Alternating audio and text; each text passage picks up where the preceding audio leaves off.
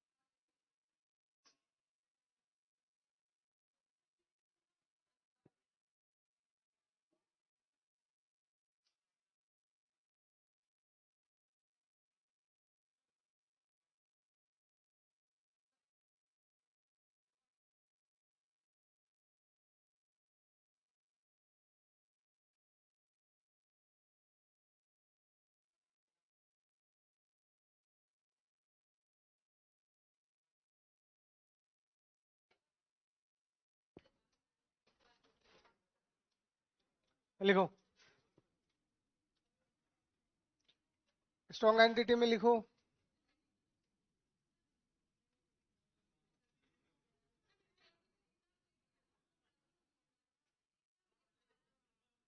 अच्छा हो गया क्या एग्जाम लेट आपका? कब आया फाइनल नोटिफिकेशन? मतलब ऑफिशियली आया है या रूमर्स ही चल रहे हैं?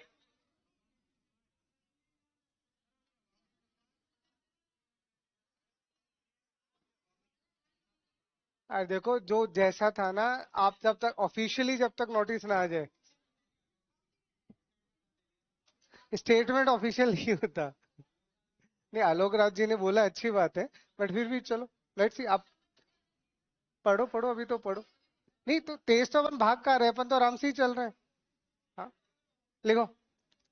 लिखो एक ऐसा एंटिटी लिखो। एक ऐसा एंटिटी जिसके पास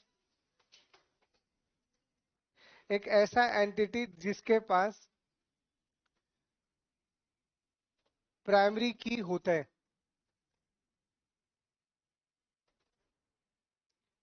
एक ऐसा एंटिटी जिसके पास प्राइमरी की होता है,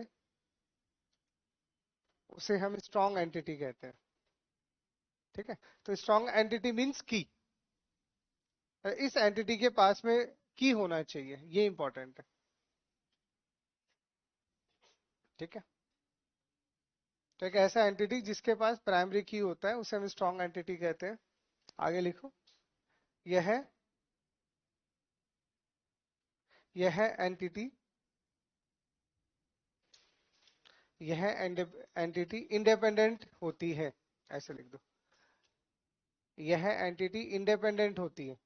मतलब इस एंटिटी को, जैसे आप हो तो फिलहाल you are the dependent on your father money.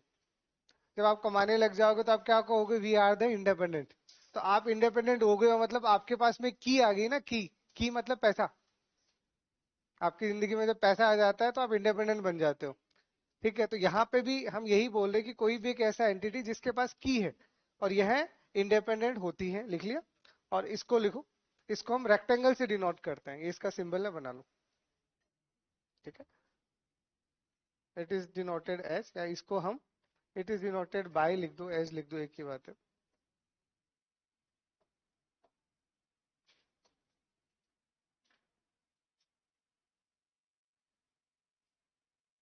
ठीक है। इसको हम रेक्टेंगल से रिप्रेजेंट करते हैं।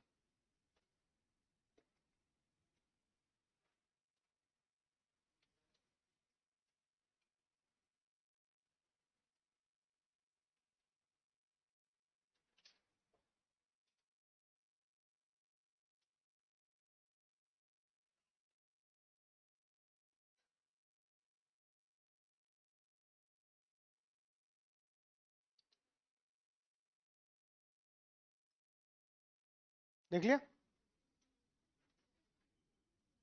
दूसरा लिखो वीक एंटिटी।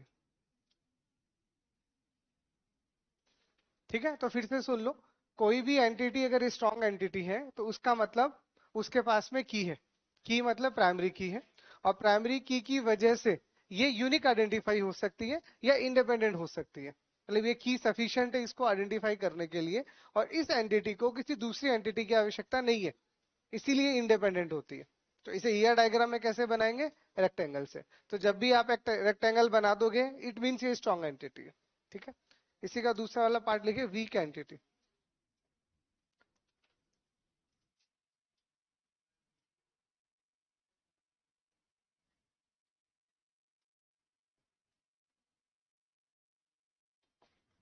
तो वीक एंटिटी मतलब जिसके पास में प्राइमरी की नहीं होती, आप ऐसा कह सकते हो या तो लिखो प्राइमरी की का मतलब उसको यूनिक आइडेंटिफाई कर सकते हो। की क्या होती है वो तो सारी की पढ़ेंगे ना। अरे अभी तो बस आपको डेफिनेशन में याद रखना है, प्राइमरी की का मतलब एक ऐसा की या एक ऐसा एट्रीब्यूट जिससे वो यूनिक आइडेंटिफाई हो रही है। जैसे आपके लिए प्राइमरी की क्या है? आपके लिए प्राइमरी की आपके आधार कार्ड नंबर हो गए।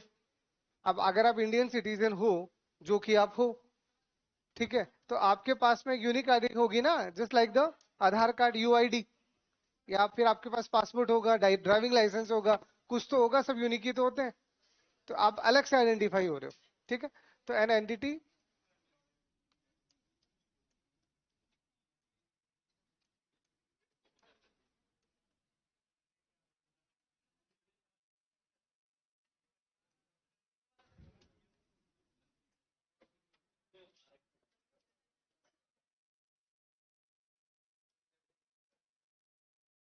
लिखो पहले, लिखो एक ऐसा एंटिटी जिसके पास प्राइमरी की नहीं होता। एक ऐसा एंटिटी जिसके पास प्राइमरी की नहीं होता, उसे हम वीक एंटिटी कहते हैं। एक ऐसा की जिसके पास प्राइमरी की नहीं होता,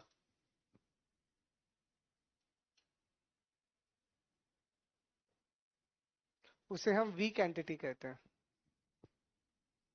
ठीक है, इसके पास जो की होता है उस की को अपन कहते हैं पार्शियल की, है ना, समझेंगे अपन बाद में, अभी तो बस लिखते जाओ। अभी तो कुछ एमसीक्यूज पॉइंट ऑफ व्यू से हम पढ़ रहे हैं। तो ये क्या कंटेन करेगा? तो इट कंटेन पार्शियल की।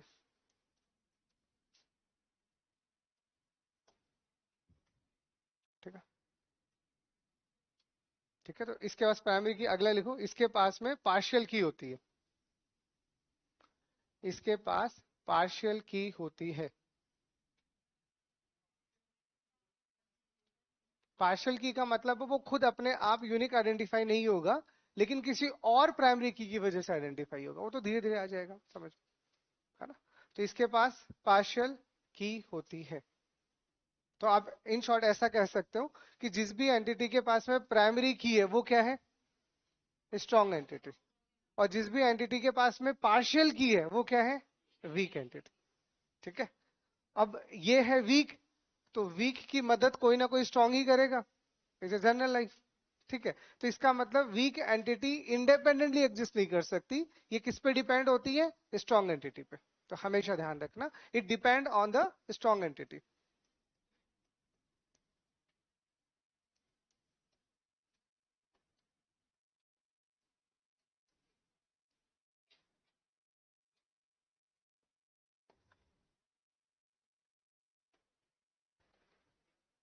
ठीक है, यह स्ट्रॉन्ग एंटिटी के ऊपर डिपेंड होता है, या यह स्ट्रॉन्ग एंटिटी पे निर्भर होता है। ठीक है,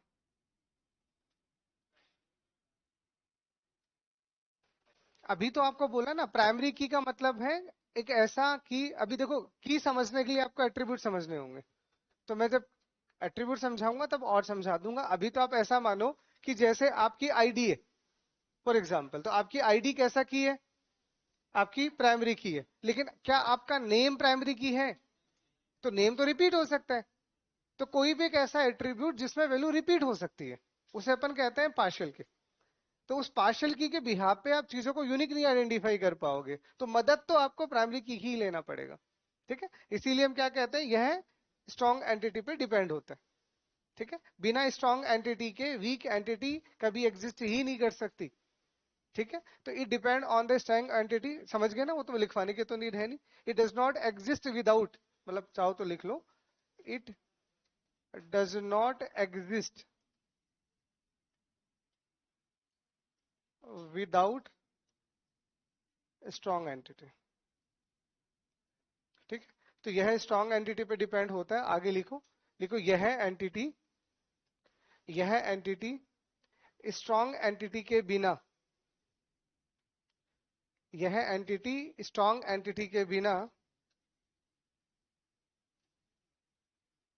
यह एंटिटी स्ट्रॉन्ग एंटिटी के बिना एग्जिस्ट नहीं करता है।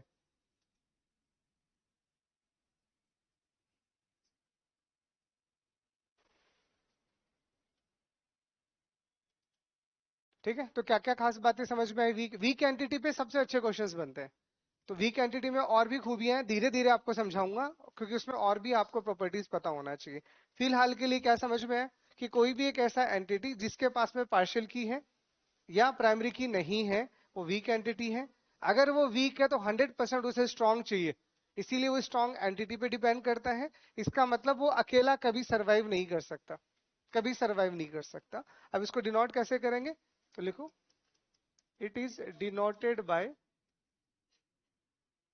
Double rectangle. ठीक है, इसको अगर हमें रिप्रेजेंट करना होगा तो इसके लिए हम एक नहीं दो रेक्टेंगल बनाएंगे। This is the notation for the weak entity. ठीक है, तो स्ट्रॉन्ग एंटिटी के लिए आपको एक रेक्टेंगल बनाना है और वीक के लिए दो। दो का मतलब क्या होता है कि बेचारा कमजोर है तो इसे एक और शील्ड दे दो, इसलिए दो दे दी। तो दो का मतलब ज्यादा ताकतवर होना नहीं होता, दो का मतलब कमजोर होना होता है। बिल्कुल डबल है। जब जब भी डबल लगेगा ना, कहीं पे भी डबल दिख जाए, नॉर्मली ये आप ध्यान रखना, कहीं पे भी डबल दिख जाए 100% वहां कौन है? वहां वीक है। ठीक है, बिल्कुल।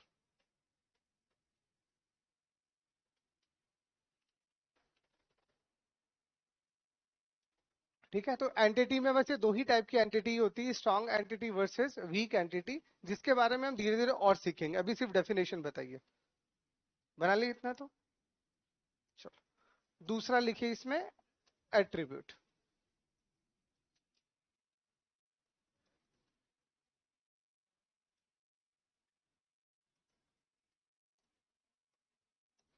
तो एट्रीब्यूट क्या होता है?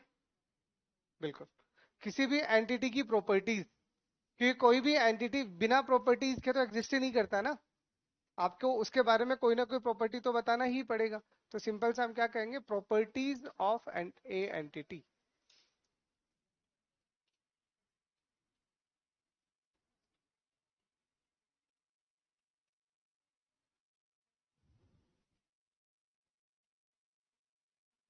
तो लिखो, देखो एंटिटी की प्रॉपर्टीज को, प्रॉपर्टीज या विशेषताएं कुछ भी कहते हो यार, अब एंटिटी की प्रॉपर्टीज को, एंटिटी की प्रॉपर्टीज को हम एट्रीब्यूट्स कहते हैं। ठीक है, एंटिटी की प्रॉपर्टीज को हम एट्रीब्यूट्स कहते हैं।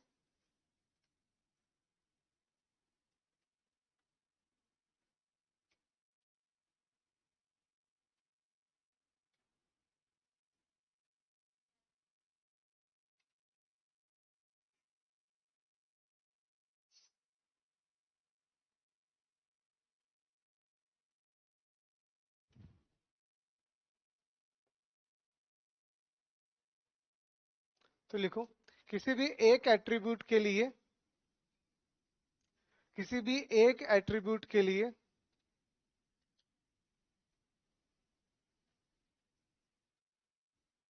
किसी भी एक एट्रीब्यूट के लिए जितनी भी वैल्यूज होती हैं, किसी भी एक एट्रीब्यूट के लिए जितनी भी वैल्यूज होती हैं उनका डोमेन सेम होता है। ठीक है, जैसे अगर आपने एक एट्रीब्यूट नाम लिया, तो नाम में फॉर एग्जांपल आपने बोल दिया कि टेक्स्ट है, तो वे सारे के सारे टेक्स्ट ही आएंगे। आपने आईडी लिया, आपने आईडी बोल दिया कि क्या है? नंबर है या इंटीजर टाइप का है, तो फिर सारे के सारे कैसे आएंगे? इंटीजर टाइप के आएंगे। तो एट्रीब्यूट को आइडेंटिफाई करने के लिए हम डोमेन वर्ड यूज लेते हैं बाद में। ठीक है, तो किसी भी एक एट्रीब्यूट का, देखो अलग अलग एट्रीब्यूट के अलग अलग डोमेन होंगे, बट एक एट्रीब्यूट अगर रहा होगा तो उसमें वैल्यू तो अलग अलग आने वाली है ना, क्योंकि आप एंटिटी थोड़ी लिखोगे, आप तो एंटिटी सेट लिखोगे। लास्ट क्लास में आपको बताया था ना मैंने कि हम यहाँ एंटिटी की बात ना करके एंटिटी सेट की बात करते हैं। तो मैंने एज ए एंटिटी स्टूडेंट बोला, तो क्या एक ही स्टूडेंट है? तो स्टूडेंट तो बहुत सारे हैं। जब स्टूडेंट बहुत सारे हैं तो उनके पास में अलग अलग जो प्रॉपर्टीज होंगी वो तो कॉमन होंगी ना। आपने आईडी रखा, नेम रखा, कोर्स रखा, मोबाइल नंबर लिखा, तो ये जो जो इंडिविजुअल एट्रीब्यूट्स आपने बोले हैं इनका कुछ वैल्यू आएगा। उसी वैल्यूज को अपन क्या बोलते हैं? डोमेन। तो डोमेन का मतलब यहाँ पे अगर वैसे तो समझ में आ गया होगा, फिर भी domain means valid, valid values for attribute. ठीक है, तो फिर भी अगर डाउट है तो लिख दीजिए, किसी भी एट्रीब्यूट की वैलिड वैल्यूज को, किसी भी एट्रीब्यूट की वैलिड वैल्यूज को हम डोमेन कहते हैं।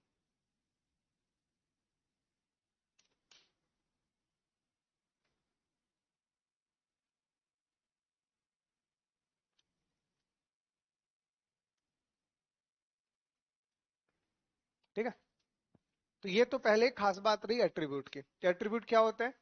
एंटिटी का प्रॉपर्टी। एंटिटी का प्रॉपर्टी जिसको हम क्या कैसे स्पेसिफाई करेंगे? डोमेन से। तो हर एक एट्रीब्यूट का डोमेन सेम रहेगा, और डोमेन का मतलब उस एट्रीब्यूट में जो भी वैल्यू आप लेके आ रहे हो वो अलाउड होंगी, वैलिड होगी। अगर इनवैलिड होगी तो वो अलाउ भी नहीं होगी, वो रिजेक्ट हो जाएगी। It is just like that. ठीक है, चलो नेक्स्ट देखिए। अब एट्रीब्यूट्स में हमें पढ़ रहे हैं टाइप्स बेसिकली।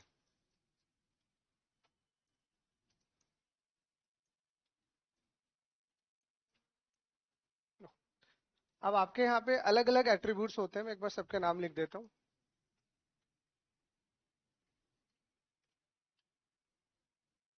ये जो पेयर में है मैं उनको साथ लिख रहा हूँ।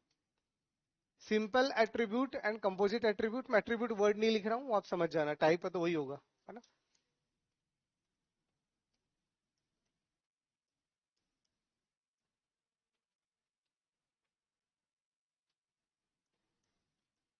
ठीक है, single value and multi value attribute.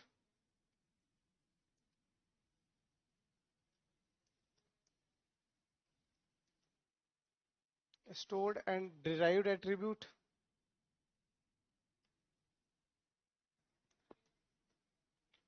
की एंड नॉन की एट्रीब्यूट या पार्शियल की एट्रीब्यूट आप कह सकते हो।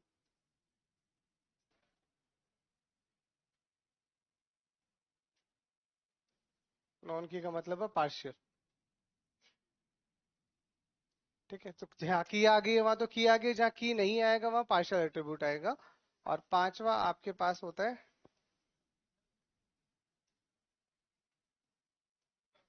डिस्क्रिप्टिव, या फिर इसको हम बोलते हैं रिलेशनशिप ऑफ रिलेशनशिप एट्रीब्यूट। तो टोटल एक दो तीन चार दूनी आठ और एक नौ, तो टोटल आपके 9 एट्रीब्यूट्स होते हैं। क्या कर रहे हो?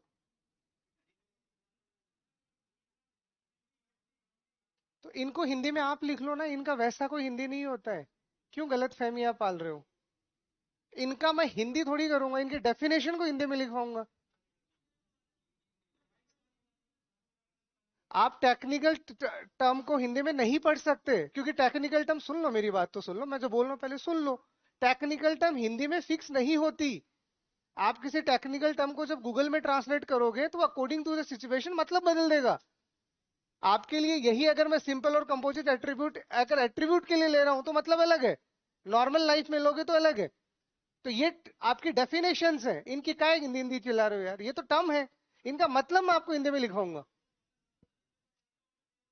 अरे आप अगर देखो, मैं फिर आपको बता देता हूं, आप कितनी भी कोशिश कर लो, आप टेक्निकल पेपर की टर्म सारी इंग्लिश में ही पढ़ने वाले हो। आप टेक्निकल टर्म की टर्म सारी इंग्लिश में ही पढ़ने वाले हो, और वो हिंदी में ट्रांसलेट भी नहीं होती। जब उसे हिंदी में ट्रांसलेट करोगे ना, तो स्टोर्ड का मतलब स्टोर्ड ही लिखा हुआ आता है। वो वही कह रहा हूं आपको। अगर आप हिंदी में भी हो तो सिंपल और कंपोजिट का हिंदी ट्रांसलेशन नहीं होगा। अगर कोई कर रहा है तो वो तो या तो वो मूर्ख है, फिर मैं तो ये कह रहा हूँ, है ना। तो मैं तो नहीं हूं, तो मैं तो नहीं करने वाला। आपको देखो फिर, आप जो सब्जेक्ट पढ़ रहे हो computer, this is completely in English. मेरा काम आपको हिंदी में समझाना है। लैंग्वेज हिंदी होती है, टर्म हिंदी नहीं होती है ना। अब आप तो कहोगे से डीबीएमएस का हिंदी करो, मैं कहां से करूंगा? जो है सो है। चलो लिख लिया। और कोई डाउट? तो आपको समझाने के लिए जितनी टर्म्स की नीड होगी सब शुद्ध हिंदी में लिखवा रहा हूं। वहां कुछ टेक्निकल टर्म है, वो तुम चाहो तो उसका भी हिंदी कर दूंगा, लेकिन वो फालतू की है, कोई मतलब नहीं बनता। पढ़े केक को? तो पहले नाम याद रख लो, कितने एट्रीब्यूट्स होते हैं टोटल? 5। ग्रुप वाइज लिखा है मैंने, सिंपल के साथ में कंपोजिट आएगा, सिंगल वैल्यूड के साथ में मल्टी वैल्यूड आएगा, स्टोर्ड के साथ में डिराइव्ड आएगा, की के साथ में पार्शियल आएगा, और ये लास्ट वाला अकेला है, डिस्क्रिप्टिव या फिर रिलेशनशिप। ठीक है, अब एक एक को समझो। नोटेशन इनके हैं।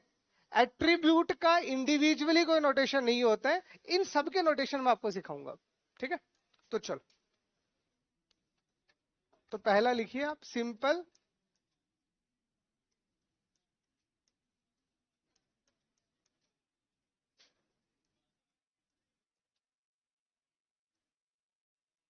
And composite attribute. देखो,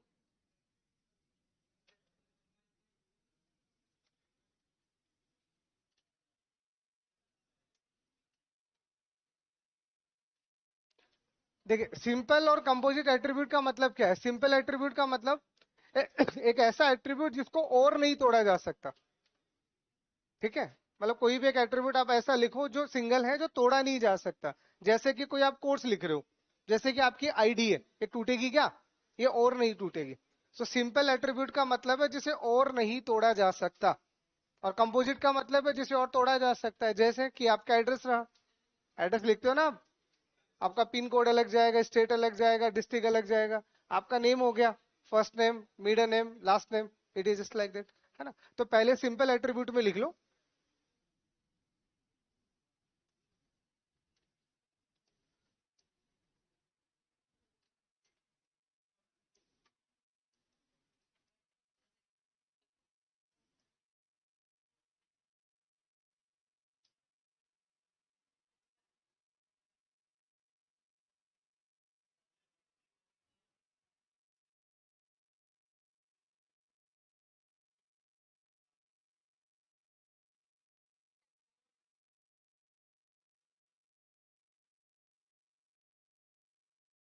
अब लिखो, देखो एक ऐसा एट्रीब्यूट जिसको और नहीं तोड़ा जा सकता है। देखो, एक ऐसा एट्रीब्यूट जिसको, एक ऐसा एट्रीब्यूट जिसको और नहीं तोड़ा जा सकता है।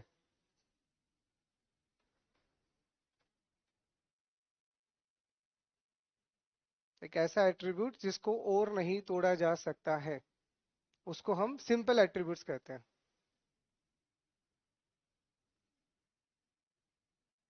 ठीक है, जिसको और नहीं तोड़ा जा सकता है उसको हम सिंपल एट्रीब्यूट्स कहेंगे।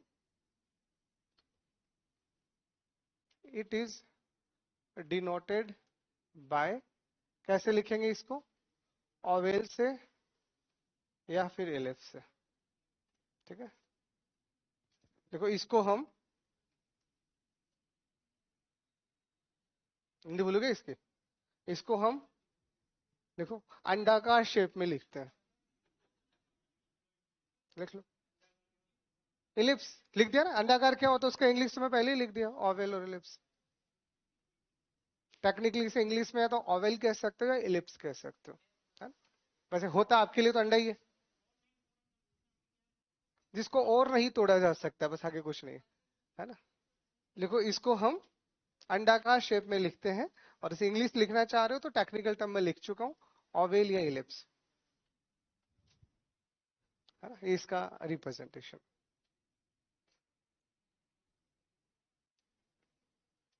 ठीक है, एग्जाम्पल आप लिखना चाहो तो आप एग्जाम्पल में लिख सकते हो, जस्ट लाइक द आईडी। ठीक है, आईडी के अलावा आपका कोर्स। ठीक है, उसके अलावा आपका मोबाइल नंबर।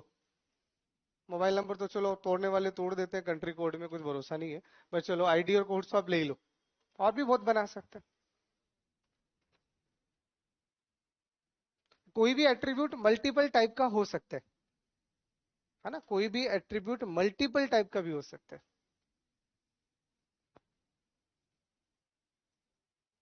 ठीक है, तो जैसे ये लिखा आपने, अब आपने लिख दिया ये आईडी है, ये लो सिंपल।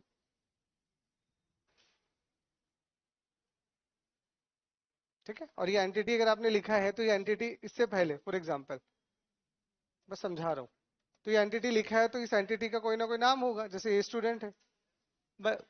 लिखने की नीड नहीं हो तो मैं आगे बता दूंगा। ठीक है, तो कोई भी एक ऐसा एट्रीब्यूट जिसको और नहीं तोड़ा जा सकता है वो सिंपल एट्रीब्यूट होता है। लिखने के लिए हम ओवेल या इलिप्स का यूज करते हैं, सिंपल। ठीक है, इसी में अगला लिखो, इसी के अंदर ही लिख लेना, एट्रीब्यूट।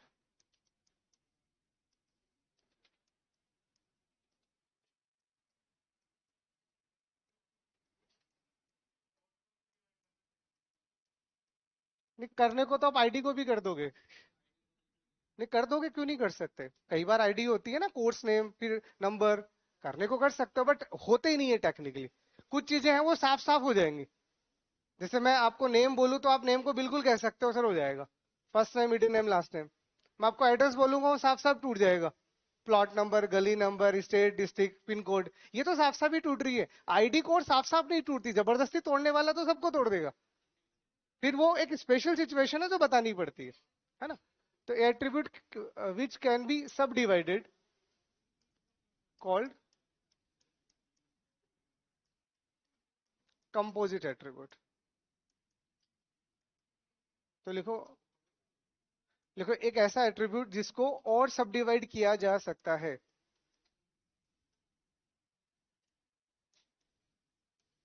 ठीक है, एक ऐसा एट्रीब्यूट जिसको और सब डिवाइड किया जा सकता है।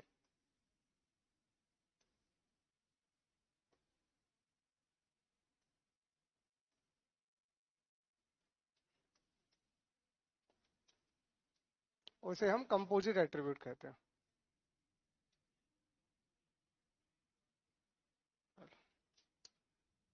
ठीक है, तो कोई भी एट्रीब्यूट अगर कंपोजिट होगा तो ये अंडे के ऊपर खूब सारे अंडे लगे हुए होंगे। इलिप्स है, मल्टीपल इलिप्स।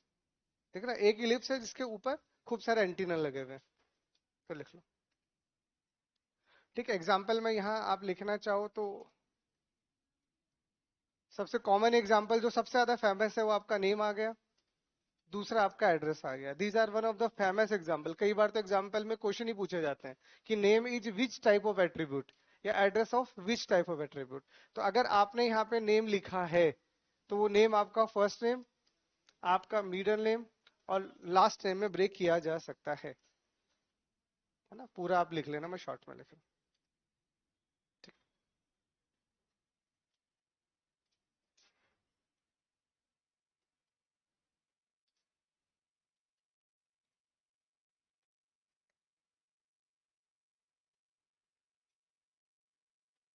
देखो मैं सिर्फ इंग्लिश में लिखता हूँ इसलिए आप ये नहीं कह सकते कि समझ नहीं आ रहा, बदले में मैं हिंदी बोलता हूँ, क्योंकि प्रॉब्लम ये है मैं हिंदी लिख नहीं सकता। मुझे हिंदी नहीं आती प्रॉपर लिखनी है, वो शुद्ध हिंदी में बोल सकता हूँ, इतनी मेरी प्रैक्टिस नहीं है। और टेक्निकल सब्जेक्ट हमने तो हमारी जिंदगी में कभी हिंदी में पढ़े ही नहीं है, कभी आज तक को हिंदी नहीं पढ़ा, तो मुझे पता ही नहीं है ना, सेंटेंसेस नहीं बनते। इसलिए मैं इंग्लिश में लिख के आप बच्चों को दिक्कत ना आए इसलिए हिंदी बोल देता हूँ। आपको लिखना आता है ना, तो आप लिखो आराम से, तो ना आपको दिक्कत ना मुझे दिक्कत। मैंने इतने मैसेज पढ़ा दिए यहाँ पे इन साल भर में, कभी दिक्कत किसी को नहीं आती। दिक्कत आती है मैं हिंदी ना बोलूं तो।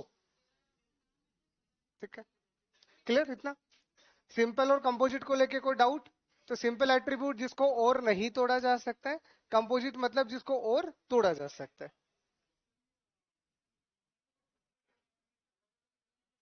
नहीं वो बात की बात है, अभी ये डायग्राम पे फोकस करो, मैं बाद में खुद समझाऊंगा, वो ऑब्वियस है। ये तो अलाउड ही नहीं है रिलेशनल में, तो कॉलम्स आपको अलग अलग करना पड़ेगा, वो रूल है, वो बाद में देखेंगे। बिल्कुल। अब ये चीजें फिर मैं करूंगा तो फिर ये बाकी लोग कंफ्यूज हो जाएंगे, तो सब अपन बाकी रखेंगे। मैं क्या बोल रहा हूँ तुम्हें पता ही नहीं है, तुम कहो नहीं होंगे। दूसरा लिखो।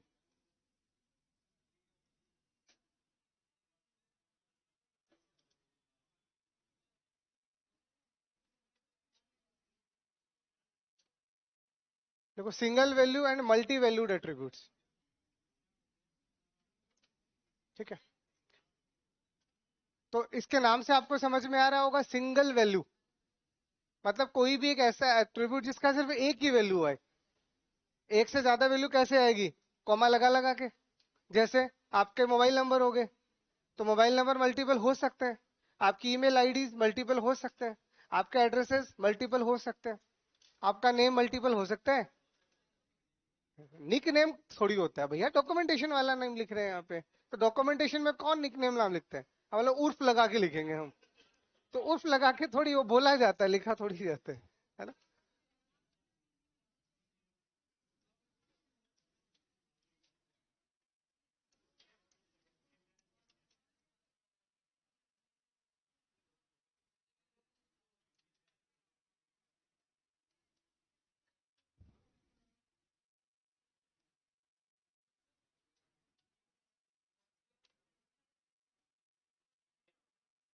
लिखो इसमें, लिखो एक ऐसा एट्रीब्यूट जिसकी एक ही वैल्यू होती है। ठीक है, एक ऐसा एट्रीब्यूट जिसकी एक ही वैल्यू होती है, जिसकी एक ही वैल्यू होती है, उसे सिंगल वैल्यू एट्रीब्यूट्स कहते हैं। ठीक है, एक ऐसा एट्रीब्यूट जिसकी एक ही वैल्यू होती है, उसे सिंगल वैल्यू एट्रीब्यूट्स कहते हैं। और इसको वैसे ही लिखेंगे जैसे सिंपल एट्रीब्यूट्स लिखते हैं।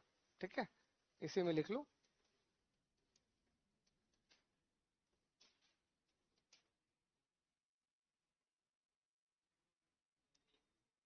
ठीक है, तो इसके लिए अलग से कोई सिंबल नहीं है, तो इसको आपको वैसे ही लिखना है जैसे आपने सिंपल एट्रीब्यूट लिखा था। ठीक है, तो कोई भी सिंपल एट्रीब्यूट सिंगल भी तो हो सकता है। ठीक है, जैसे आपका आईडी हो गया, कोर्स हो गया, जैसे आप आईडी लिख रहे हो, तो आईडी तो एक ही होगी ना, आईडी तो एक ही होगी। तो ये क्या बन गया आपका? सिंपल भी बन गया और सिंगल भी बन गया। ठीक है ना। नेम जो आएगा वो कैसा है? नेम आपका कंपोजिट एट्रीब्यूट है, लेकिन साथ में सिंगल वैल्यू है।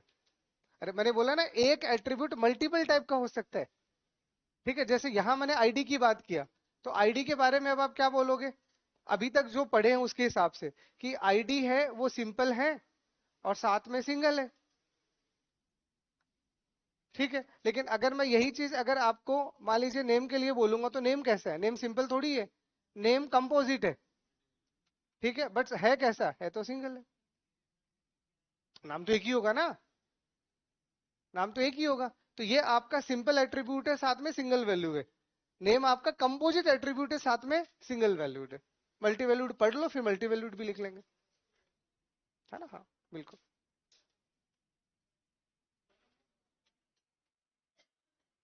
तो कुछ एट्रीब्यूट मल्टीपल टाइप के हो सकते हैं एज पर द सिचुएशन।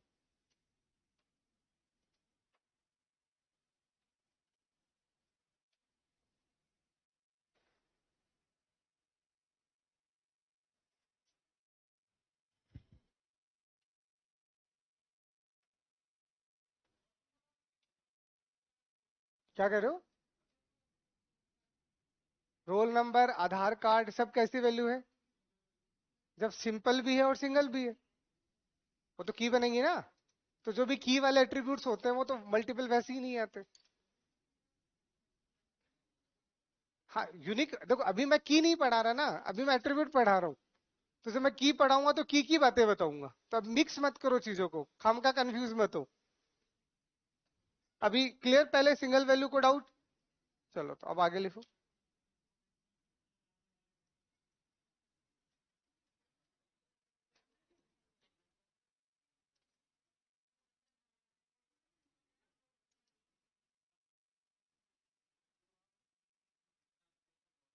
अरे भाई ये पढ़ लो पहले, क्वेश्चन करने के लिए तुम्हें कुछ आना भी तो चाहिए। तो कल मैंने टॉपिक खत्म किया, पढ़ लो पहले एक आध दिन उसे, फिर उसके बाद क्वेश्चन करवा दूंगा। तो तुम्हें पढ़ना वढ़ना है नहीं, सब कुछ मैं ही कर दूं, मैं ही दे देता हूँ फिर पेपर भी। मैं आपको एक टॉपिक मैंने करवा दिया, अब आपका गोल ये है कि उसे एक आध दिन में पढ़ लो, इतने में मैं क्वेश्चंस बना लूंगा, क्योंकि आपके बुकलेट के तो मैंने करवा रखे हैं। वही तुम्हें दोबारा चाहिए तो वो तो बनी पड़ी पीपीटी मैं कल करवा दूंगा। पर मैं चाह रहा था कुछ अलग क्वेश्चंस दे दूं, ताकि आपको क्वांटिटी वाइज ज्यादा क्वेश्चंस मिल जाए। वो तो वैसे ही मिल रहे हैं, या कुछ और नहीं ले लेना। अरे तो टॉपिक वाइज ही करवाते हैं, एमसीक्यू सब इकट्ठे कब करवा दिए मैंने? मैं तो कभी नहीं करवाता। या तो मैं एमसीक्यूज करवाता ही नहीं हूं, ठीक है। ठीक है, और करवाता हूं सैड में, लास्ट में मैंने 3 टॉपिक इकट्ठे करवाए थे क्योंकि वो लंबा था, उसमें टाइम बहुत ज्यादा देना था, वो मेरी मजबूरी थी, पर उससे पहले तो टॉपिक वाइज ही करवाए थे। तो तुम तो टॉपिक वाइज पढ़ लो ना, तुम्हें कौन मना कर रहा है। देखो, attribute which contain multiple values called,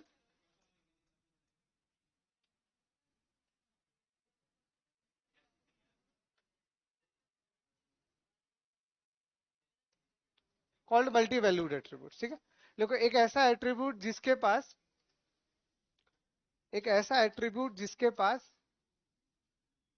multiple values होती है, या बहुत सारी वैल्यूज होती है।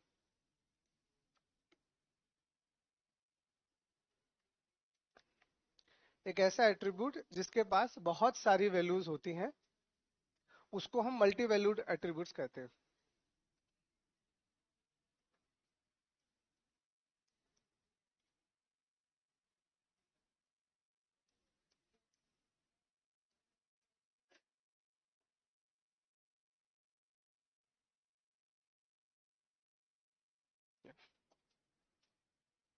ठीक है, एक ऐसा एट्रीब्यूट जिसके पास मल्टीपल वैल्यूज होती हैं, उसे मल्टी वैल्यूज एट्रीब्यूट कहते हैं। आगे लिखो, इसको हम डबल ओवेल से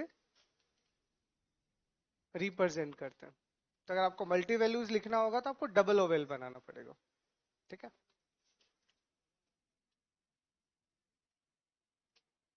एग्जाम्पल में आप मोबाइल नंबर ले सकते हो, one of the famous example, ठीक है। तो मोबाइल नंबर कैसा है, मोबाइल नंबर सिंपल है और साथ में मल्टी वैल्यूड है, ठीक है। उसके साथ में अगर आप एड्रेस जैसी चीजों को लेना चाह रहे हो, तो एड्रेस कैसा है, कंपोजिट है, ठीक है। और ये भी आपका क्या हो सकता है, मल्टी वैल्यूज हो सकता है, ठीक है। यहाँ पे अब आप जब मोबाइल नंबर लिखोगे और आप ये बताना चाह रहे हो कि मल्टीपल वैल्यूज आ सकती है, तो फिर समझना, अगर आपने सिर्फ सिंगल ओवेल बनाया है और उसमें मोबाइल नंबर लिखा है, इसका मतलब वो सिंगल वैल्यू हो, मल्टी वैल्यू नहीं बनेगा। अगर आप इंटेंशनली ऐसा बोलना चाह रहे हो कि इसमें दो वैल्यू आ सकती है, हाँ, तो डबल ओवेल में डाल दो। जो भी ईआर डायग्राम को समझने वाला होगा वो समझ जाएगा कि अच्छा यहाँ पे दो वैल्यू आ सकती है, दो या दो से ज्यादा कितनी भी, है ना। चलो,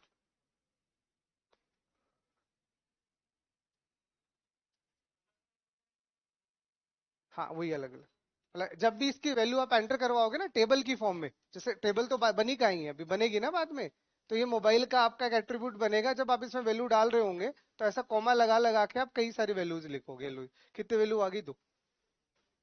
तो अभी हम एट्रीब्यूट की बात कर रहे हैं, वैल्यूज तो बाद में आएगी ना, पहले प्रॉपर्टीज को समझो, ठीक है। तो क्लियर, कोई डाउट, सिंपल के साथ में कंपोजिट और सिंगल वैल्यू के साथ में मल्टी वैल्यू, ठीक है। तीसरा, चलो लिख लिया। तीसरा कौन सा था, स्टोर्ड वर्सेस डिराइव्ड, है ना, चलो।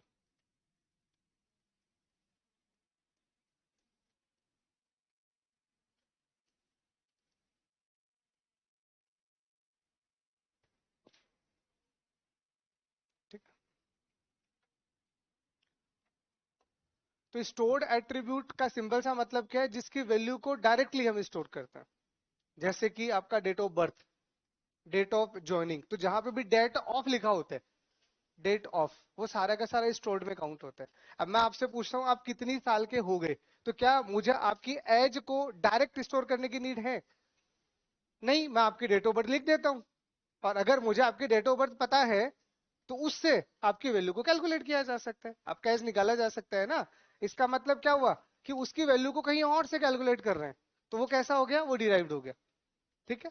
और अगर स्टोर्ड होगा तो डायरेक्ट स्टोर होगा, तो स्टोर का मतलब है जिसको हम डायरेक्ट स्टोर करते हैं, और डिराइव्ड का मतलब जिसको स्टोर से कैलकुलेट करते हैं, ठीक है। तो आप लिख लीजिएगा, एट्रीब्यूट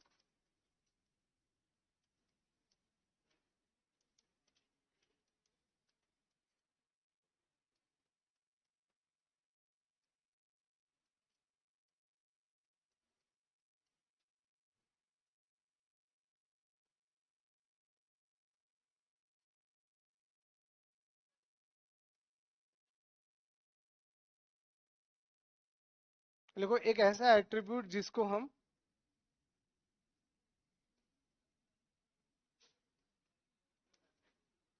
एक ऐसा एट्रीब्यूट जिसको हम डायरेक्टली स्टोर कर सकते हैं। ठीक है, एक ऐसा एट्रीब्यूट जिसको हम डायरेक्टली स्टोर कर सकते हैं।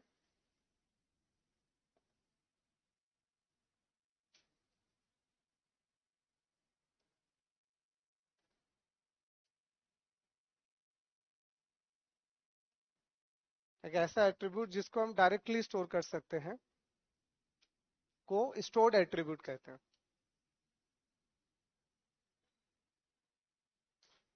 को स्टोर्ड एट्रीब्यूट कहते हैं। ठीक है, और इसको रिप्रेजेंट करने का भी अलग से कोई तरीका नहीं है, वैसे ही लिखेंगे जैसे सिंपल लिख रहे हैं। ठीक, तो इसको इसको सिंपल एट्रीब्यूट की तरह ही डिनोट किया जाता है। तो इसको सिंपल एट्रीब्यूट की तरह ही डिनोट किया जाता है। ठीक है, ज्यादातर एग्जांपल जो है वो आपके सामने है, date of birth, date of joining, है ना। तो जहां पे भी डेट ऑफ लग जाए वो सारे के सारे स्टोर्ड काउंट हो जाएंगे। क्या? नहीं नहीं, सिंपल स्टोर के बारे में बताना ही नहीं है ना, सिंबल एक ही है वो तो। अब अरे यहाँ डेट ऑफ बर्थ लिखा है तो क्या हो गया? डेट ऑफ बर्थ जैसे ही आपने लिख लिया, इसका मतलब इसकी वैल्यू से आप कुछ और बनाने वाले हो। तो बनाने वाले हो तो वैसे ही आइडिया लग जाएगा। तो बोल दिया ना, जहां पे भी डेट ऑफ लिखा हो वो सारे के सारे स्टोर्ड में चले जाएंगे कंप्लीटली। ठीक है, तो आप पूरा नाम लिखना चाहो तो लिख लो, date of birth, date of joining. अब आप किसी भी कंपनी में कितने साल से काम कर रहे हो तो आपको बताना पड़ेगा आपने ज्वाइन कब किया। तो जैसे आपको डेट ऑफ ज्वाइनिंग पता होगा आप बता दोगे।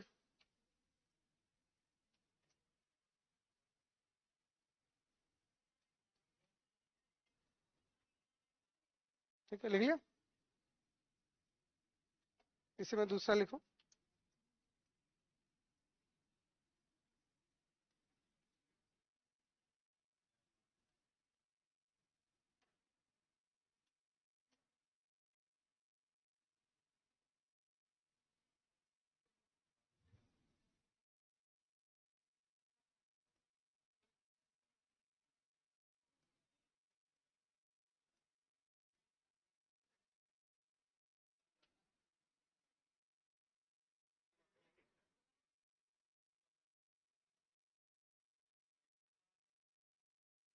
तो लिखो इसमें, लिखो एक ऐसा एट्रीब्यूट जिसकी वैल्यू को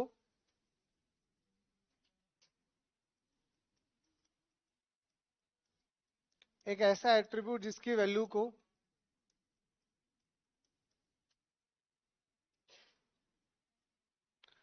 एक ऐसा एट्रीब्यूट जिसकी वैल्यू को स्टोर्ड एट्रीब्यूट से स्टोर्ड एट्रीब्यूट से निकाला जाता है। स्टोर्ड एट्रीब्यूट से निकाला जाता है।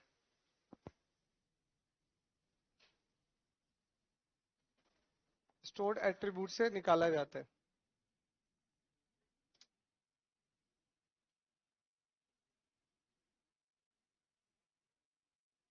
ठीक है, उसको हम डिराइव्ड एट्रीब्यूट कहते हैं।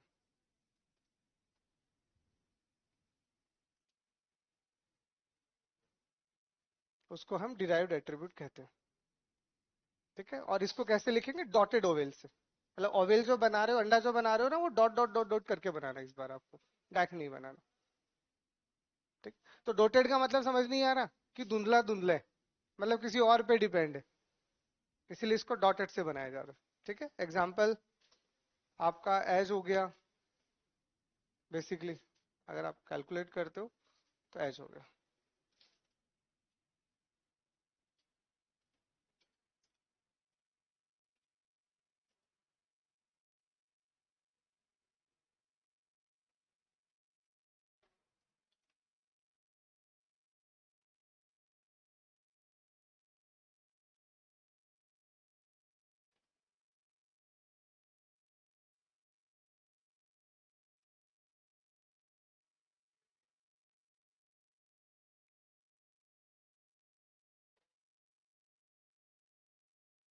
लिख लिया? चौथा लिखो।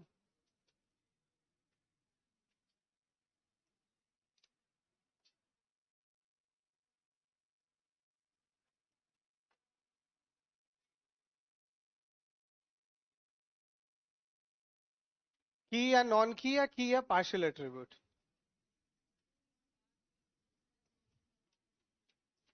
ठीक है, की एट्रीब्यूट और पार्शियल एट्रीब्यूट या नॉन की एट्रीब्यूट आप कह सकते हो, पर नॉन की कम कह के इसे हम पार्शियल एट्रीब्यूट बोलते हैं। ठीक है, तो की एट्रीब्यूट का सिंपल सा मतलब क्या हुआ, कोई भी एक ऐसा एट्रीब्यूट जो यूनिक होते हैं, जिसमें वैल्यू रिपीट नहीं होती। तो आप लिख दीजिएगा एट्रीब्यूट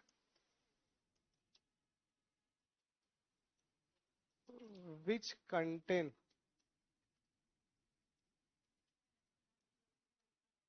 यूनिक वैल्यूज।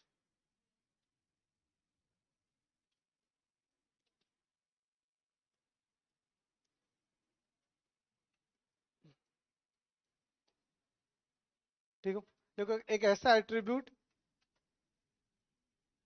एट्रीब्यूट जिसकी वैल्यूज यूनिक होती है। एक ऐसा एट्रीब्यूट जिसकी वैल्यू यूनिक होती है।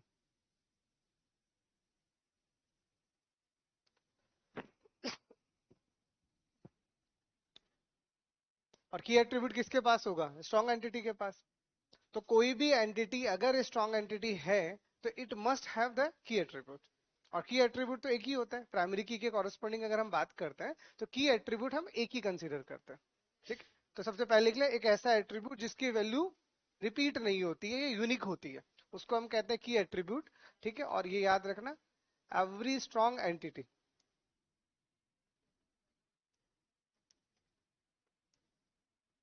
कंटेन ए की एट्रीब्यूट। तो कोई भी एट्रीब्यूट अगर सच में स्ट्रॉन्ग एट्रीब्यूट है, मतलब कोई भी एंटिटी, सॉरी, कोई भी एंटिटी अगर सच में स्ट्रॉन्ग है तो उसकी पहचान किससे होने वाली है, तो उसकी पहचान होने वाली है की एट्रीब्यूट से। तो अगर उसके पास में की एट्रीब्यूट होगा तो 100% वो खुद स्ट्रॉन्ग है। ठीक है, तो लिखो इसी में आगे, लिखो हर एक स्ट्रॉन्ग एंटिटी के पास, हर एक स्ट्रॉन्ग एंटिटी के पास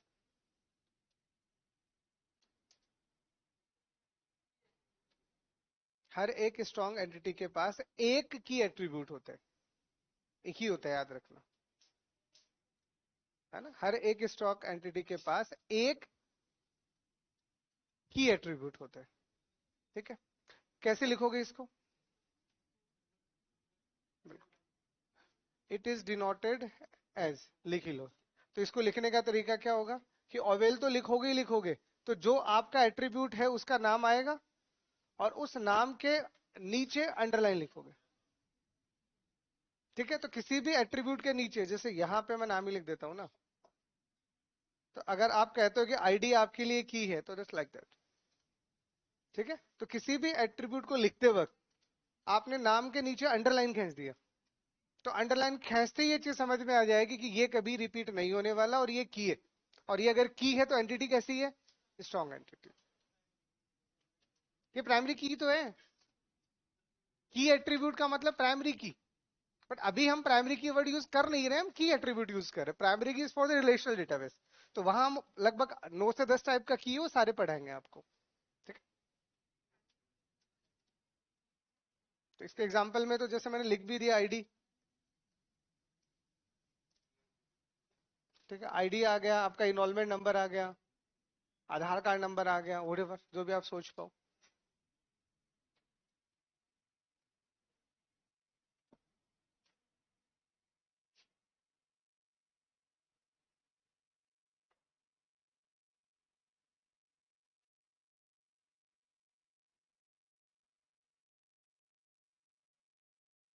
ठीक, कोई डाउट? चलें आगे। मैं एक बार सारी पढ़ा देता हूँ, उसके बाद मैं सारी एक एंटिटी पे मैं सारे एट्रीब्यूट लगा लगा के दिखाऊंगा, तो उस एक एग्जांपल से और आपकी क्लैरिटी आ जाएगी। ठीक है, चलो आप आगे लिखो, एट्रीब्यूट या विच कंटेंट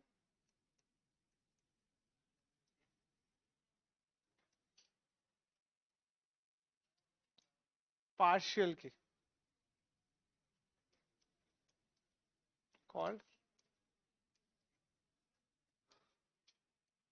पार्शियल एट्रीब्यूट। तो लिखो इसमें, लिखो एक ऐसा एट्रीब्यूट जिसके पास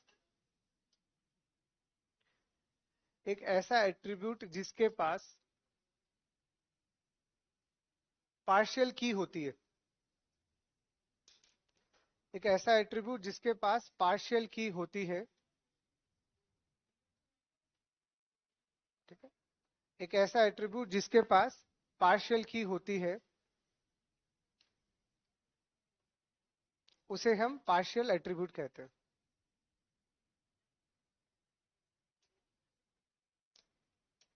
अब पार्शियल की का मतलब क्या है, देखो एक थोड़ा सा एक आइडिया दे रहा हूं। पार्शियल की का मतलब है, देखो हर एक एंटिटी को आइडेंटिफाई करने के लिए किसी ना किसी एट्रीब्यूट को तो आपको मानना पड़ेगा कि इस पे वो आइडेंटिफाई हो रहे हैं।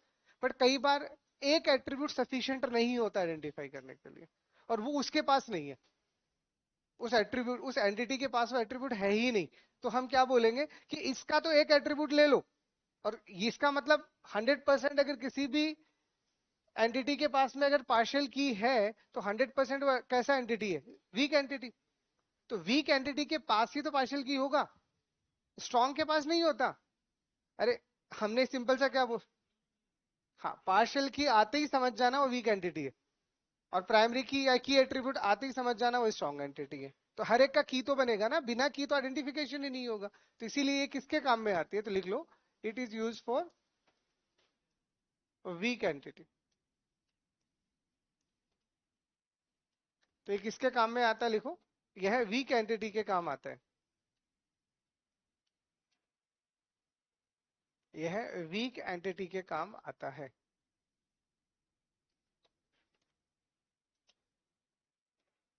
और कोई भी वीक एंटिटी अगर है, इसका 100% वो किस पे टिका हुआ है, स्ट्रॉन्ग पे। तो स्ट्रॉन्ग पे टिका हुआ है, इसका मतलब हम सिंपल से क्या बोलेंगे कि अगर आपने कोई भी एंटिटी ऐसा बनाया है, सुनना, अगर आपने यहाँ पे कोई भी एक ऐसा एंटिटी बनाया है, ठीक है, पहले इसका फिर नोटेशन लिख देता हूँ, फिर चलो इसको बाद में लिखते हैं। इसको हम वही कैसे डिनोटेट करेंगे, लिखो। तो इसमें जो लाइन आपने अभी भी सॉलिड बनाई थी उसको डॉटेड बना देना। ठीक है, मान लीजिए अब आप नेम को बना रहे हो पार्शियल एट्रीब्यूट, तो नेम तो कभी यूनिक होता ही नहीं है ना, बट मजबूरी है कि हमें नेम को मानना पड़ रहा है। तो हम अब इसके नीचे क्या लगाएंगे, डॉटेड लाइन, ये लो। तो किसी भी एट्रीब्यूट के नीचे अगर आपने सॉलिड लाइन बनाई है तो वो की एट्रीब्यूट होता है, और अगर डॉटेड लाइन बनाई है तो वो पार्शियल एट्रीब्यूट होते हैं।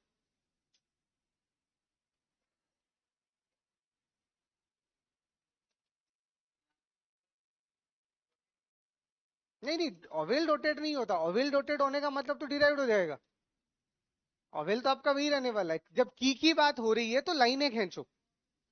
जब की बात हो रही है तो लाइन खींचनी है। की एट्रीब्यूट है तो सॉलिड लाइन खींच देना, और पार्शियल है तो जो आधी अधूरी है तो लाइनें भी आधी अधूरी खींच देना, तो डॉटेड लाइन आ जाएगी। बट ओवेल को डॉटेड मत कर देना, क्योंकि वो फिक्स हो चुका है किसके लिए, डिराइव्ड के लिए। ठीक है,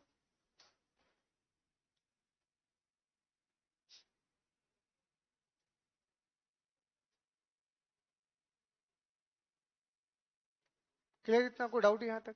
अब देखो पार्शियल की का जनरल सा मतलब सिर्फ इतना सा है कि जब भी हमें कोई भी यूनिक आइडेंटिफिकेशन करना है, सुनना, अगर हम किसी भी वीक एंटिटी को यूनिक आइडेंटिफाई कर रहे हैं, मतलब आप ऐसे समझो ये वीक के लिए है, तो अब आपके पास में एक वीक एंटिटी आ गया, और वीक एंटिटी को अगर आप यूनिक आइडेंटिफाई करोगे तो हम क्या बोलेंगे कि सबसे पहले तो ये जो भी वीक एंटिटी है इसका पार्शियल की ले लो।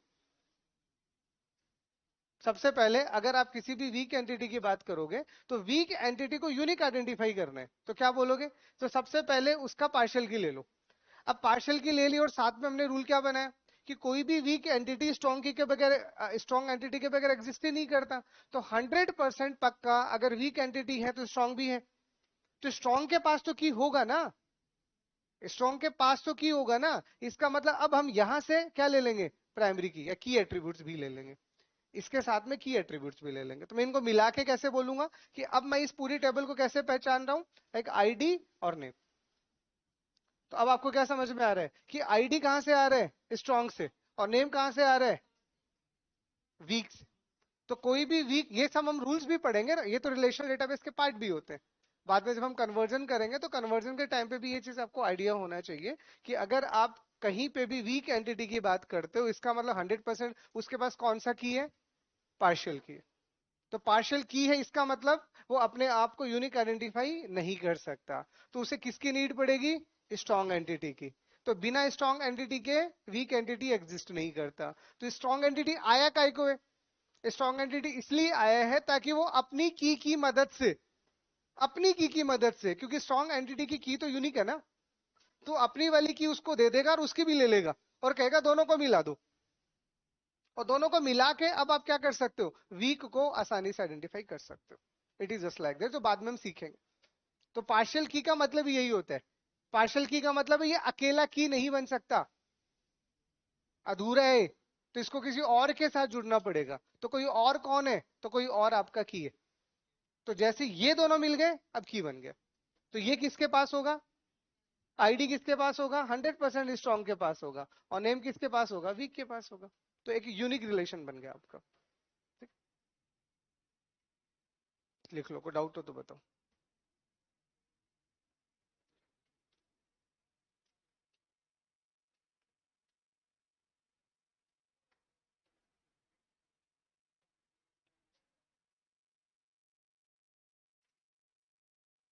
ठीक है, तो इसको समझने के लिए आप इसे ऐसे लिख देना, अगर लिख रहे हो तो एग्जांपल लाइक यहाँ पे मैंने नेम लिख दिया और यहाँ पे मैंने आईडी लिख दिया। अब मैं दोनों को मिला के आईडी और नेम बोल रहा हूँ, ऐसे। It is just like.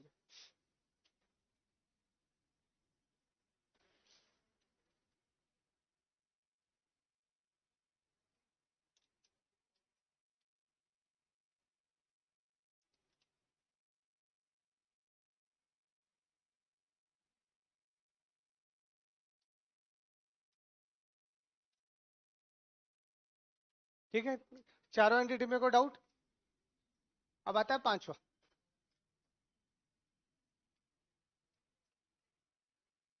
लिख लिया ना इसको? पांचवा आपके पास आता है descriptive attributes.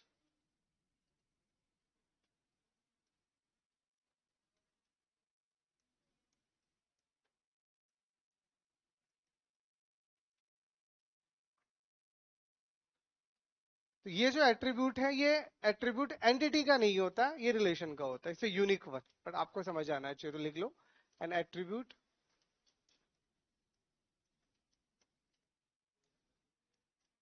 which is used for relation is called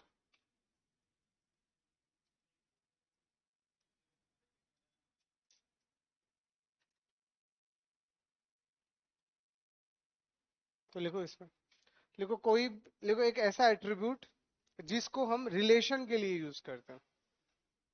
ठीक है, एक ऐसा एट्रीब्यूट जिसको हम रिलेशन के लिए यूज करते हैं।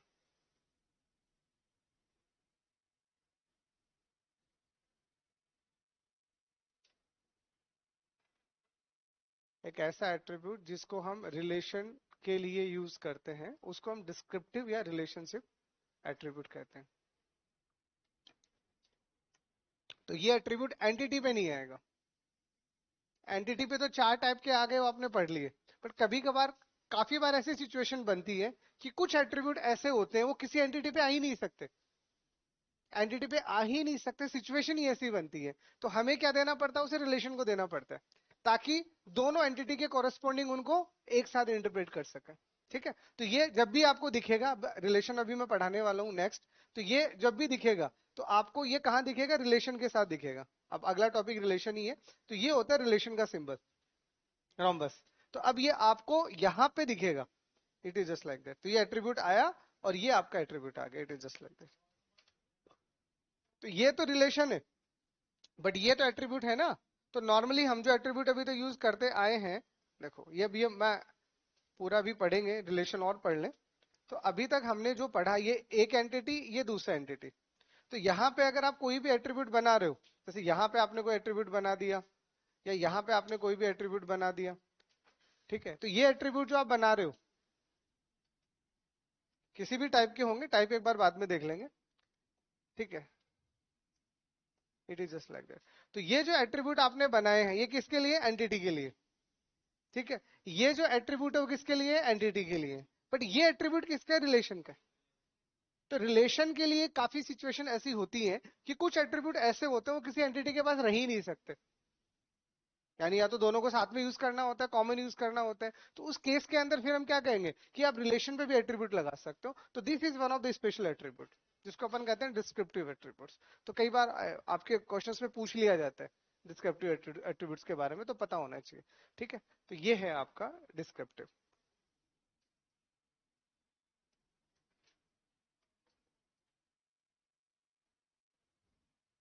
ठीक है, और डिस्क्रिप्टिव एट्रीब्यूट सिंपल की तरह ही ट्रीट होता है। डिस्क्रिप्टिव में हम इधर उधर के फिर अदर टाइप्स नहीं लेते। जब भी डिस्क्रिप्टिव बनाओगे इससे सिंपल ओवेल आएगा, इलिप्स आएगा।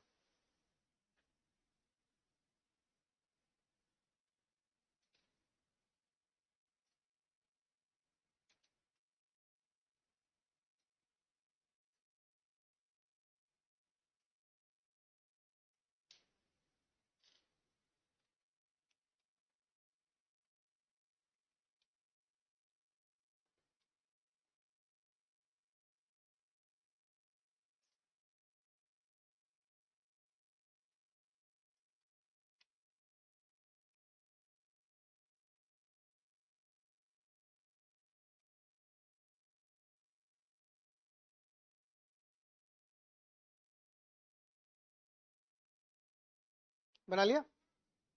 ठीक है, तो अब देखो, मैं एक बार सबको एक बार आपको ब्रीफली आइडिया दे रहा हूँ। जैसे मान लीजिए मेरे पास एक एंटिटी है और वो एंटिटी है स्टूडेंट। ठीक है, अब स्टूडेंट के लिए हम कुछ एट्रीब्यूट डिसाइड कर रहे हैं। जैसे सबसे पहले मैंने बोला कि स्टूडेंट का मुझे आईडी लिखना है। ठीक है, तो जैसे ही मैंने बोला मैं स्टूडेंट के लिए आईडी लिख रहा हूं, तो आईडी किस तरह का एट्रीब्यूट होगा, की एट्रीब्यूट। तो जैसे आपने आईडी बोला, ID is the key attribute, तो की एट्रीब्यूट है तो आप अंडरलाइन बना दोगे। और जैसे ये की एट्रीब्यूट बन गया, ये एंटिटी कैसा बन गया, स्ट्रॉन्ग एंटिटी बन गया। बन गया स्ट्रॉन्ग एंटिटी। उसके बाद में अब अगर आपको कुछ और लिखना है, जैसे अब आप नेम लिखना चाह रहे हो फॉर एग्जांपल। ठीक है, तो अगर आप इसका नेम लिखना चाह रहे हो, तो अगर ये इसका नेम रहा होगा, तो नेम कैसा एट्रीब्यूट है, कंपोजिट है। तो आप चाहो तो आप इसे कंपोजिट की तरह लिख सकते हो, it is just like that.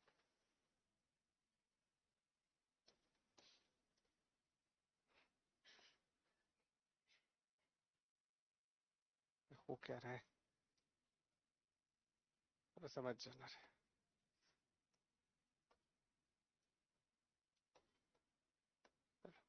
ठीक है, तो ये आपका फर्स्ट नेम आ गया, ये आपका मान लीजिए मिडिल नेम आ गया, और ये आपका लास्ट नेम आ गया। तो इसको देखते ही, अब इस एट्रीब्यूट को देखते ही क्या समझ में आया किस टाइप का एट्रीब्यूट है, ये की एट्रीब्यूट है। सिंपल है लेकिन की एट्रीब्यूट है। ये कैसा है, ये कंपोजिट एट्रीब्यूट है।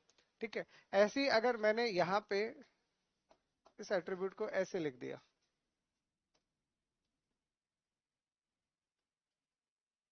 ठीक है, तो इसको देखते ही क्या समझ में आएगा कि ये मोबाइल नंबर है और ये मल्टी वैल्यूड एट्रीब्यूट है। ठीक है, उसके अलावा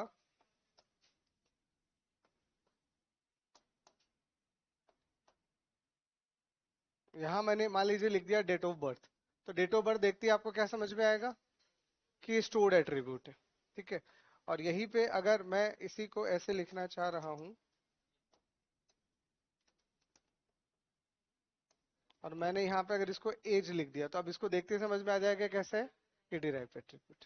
ठीक है, तो ये सिंपल हो गया, कंपोजिट हो गया, सिंगल वैल्यू मल्टी वैल्यूड हो ही रहा है, ये स्टोर्ड हो गया, ये आपका डिराइव्ड हो गया। यहाँ पे की एट्रीब्यूट आ चुका है, पार्शियल यहाँ आएगा नहीं, और एंटिटी का है तो डिस्क्रिप्टिव एट्रीब्यूट बनना नहीं है। तो इस तरह से अब इन नोटेशंस को देख के सब आइडिया होते हैं। मतलब अगर आपने सारे एट्रीब्यूट सीख लिए, आगे हमें कन्वर्ट भी तो करना है ईआर डायग्राम को रिलेशनल मॉडल में, तो आपको हर एक नोटेशन का मतलब समझ आना चाहिए। तो ये कॉमन डायग्राम है, सबके नीचे लिख देना ये कैसा है। ये आपका सिंपल एट्रीब्यूट है, कहना चाहो तो, और साथ में आपका की एट्रीब्यूट है, कह सकते हो। ठीक है, सिंपल तो है ही है, साथ में की एट्रीब्यूट है। ये कैसा एट्रीब्यूट है आपका, ये आपका कंपोजिट एट्रीब्यूट है। ठीक है, ये कैसा एट्रीब्यूट है, तो ये आपका मल्टी वैल्यूड एट्रीब्यूट है, मल्टी वैल्यूड एट्रीब्यूट है। ये कैसे मल्टी वैल्यूड के साथ में सिंपल है, आप सिंपल इसे बोल सकते हो बोलना चाहो तो। ठीक है, ये कैसा एट्रीब्यूट है, सिंपल है, सिंपल के साथ में कैसा है, स्टोर्ड है। और ये कैसा है, ये आपका डिराइव्ड है।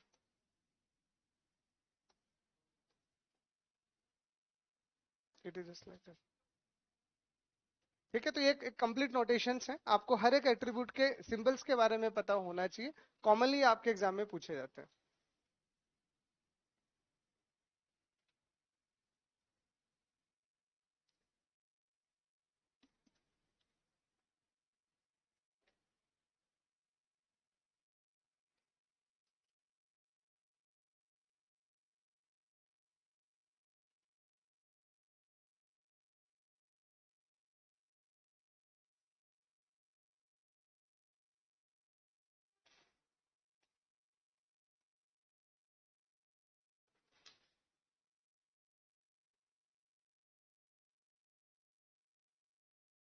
ये तो इसका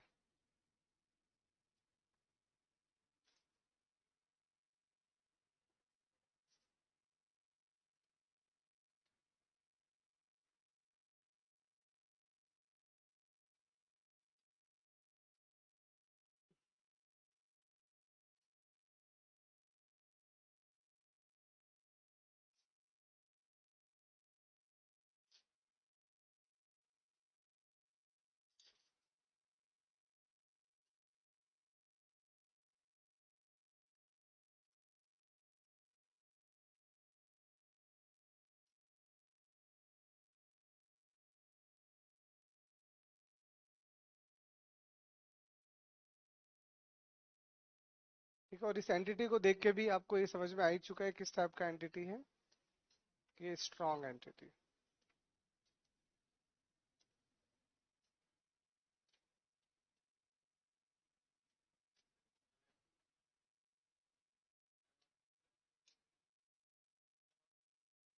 नहीं नहीं, यहाँ पे तो ईआर डायग्राम में तो इनका कोई रोल नहीं है, ऐसे कोई जबरदस्ती कोई बना दे तो मुझे पता नहीं है, बट ये यहाँ के स्टैंडर्ड एट्रीब्यूट इतने ही होते हैं, सारे लिखवा दिया आपको। नहीं, नल एट्रीब्यूट का ईआर डायग्राम में नल का कोई सेंस ही नहीं है ना। आपको नल लेना है तो फिर रिलेशनल मॉडल में नल वैल्यू को काम में लो, नल तो वैल्यू एट्रीब्यूट थोड़ी है। मतलब आप कोई एट्रीब्यूट नल दे रहे हो, इसका मतलब एट्रीब्यूट ही नहीं है। एट्रीब्यूट नल कैसे हो सकता है, वैल्यू नल होती है। मतलब आप सोच के बताओ, अगर मैं किसी एट्रीब्यूट को नल दे रहा हूँ, इसका सेंस क्या है? कॉम्प्लेक्स नहीं होता ना, यहाँ कंपोजिट होता है। कंपोजिट एट्रीब्यूट आप कह सकते हो, कॉम्प्लेक्स एट्रीब्यूट का भी डायरेक्ट कोई सेंस नहीं है। नहीं, वो कंपोजिट में आ गया ना, अब कंपोजिट को कोई कॉम्प्लेक्स बोल रहा है, वो उसका प्रॉब्लम है। हम कॉम्प्लेक्स का मतलब अगर आप ऐसा समझ रहे हो कि हम उसे तोड़ सकते हैं, तो कंपोजिट हो गया ना उसके लिए। तो कंपोजिट के सिमिलर कोई कॉम्प्लेक्स वर्ड बना के बैठा हो तो पता नहीं, बट स्टैंडर्ड उसे कंपोजिट ही बोला जाता है। तो ये जितने भी एट्रीब्यूट है, these are the standard attribute, इसके अलावा कुछ होता ही नहीं है। दुनिया के जितने स्टैंडर्ड एग्जाम है सबको उठा लो, कहीं नहीं मिलेगा कुछ भी। मैंने आपको सारे एट्रीब्यूट लिखवा दिए, इवन डिस्क्रिप्टिव भी मैंने जान के लिखवाया है ताकि मिस ना हो जाए। ठीक है, तो चलो आगे, यहाँ तक को डाउट? तो सबसे आसान आपका एंटिटी था, जो दो ही टाइप का होता है। दूसरा आपके एट्रीब्यूट्स थे, जो टोटल 5 टाइप के हैं, पांचों आपको अच्छे से समझा दिए गए। अब तीसरा आता है रिलेशनशिप, जिसके अंदर खूब दो तीन अलग अलग पॉइंट्स हैं जिनको हम डिटेल से पढ़ेंगे। पहले डायग्राम बना लो अच्छे से।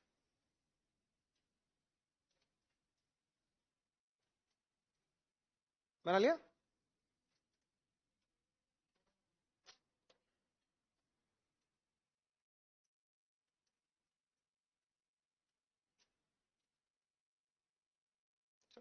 तीसरा लिखिए रिलेशनशिप।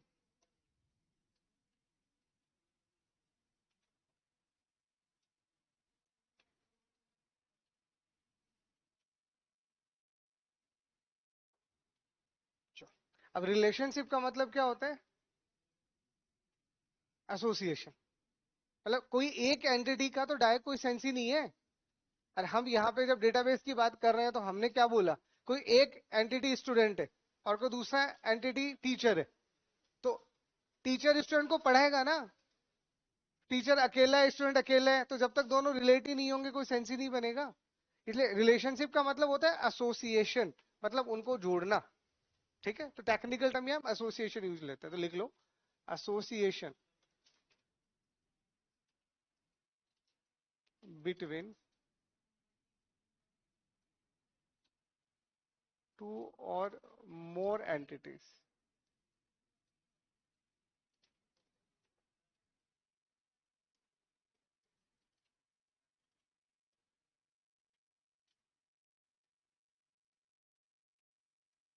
Is called relationship. तो लिख लो, देखो दो या दो से ज्यादा एंटिटीज के बीच के,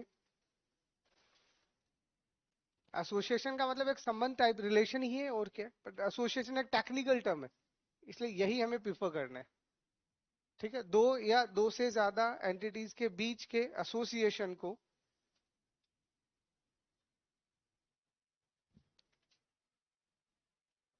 दो या दो से ज्यादा एंटिटीज के बीच के एसोसिएशन को हम रिलेशनशिप कहते हैं।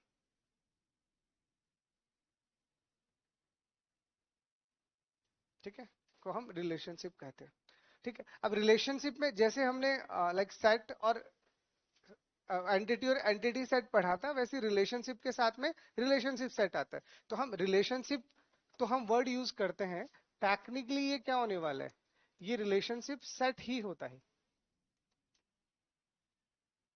ठीक है, तो बाय डिफॉल्ट हम रिलेशनशिप तो वर्ड यूज कर रहे हैं, बट हम यहाँ क्या बोलेंगे, सेट। सेट का सिंपल सा मतलब, अब ये मैं चीज आपको अलग से समझाऊंगा, लिख लो। तो इसमें लिख लो पहले,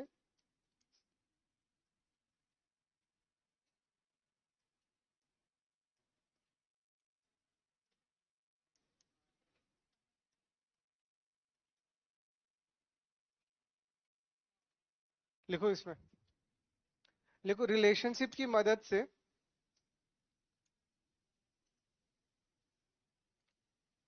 रिलेशनशिप की मदद से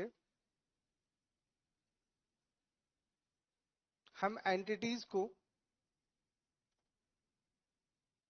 रिलेशनशिप की मदद से हम एंटिटीज को कनेक्ट करते हैं, एंटिटीज को कनेक्ट करते हैं।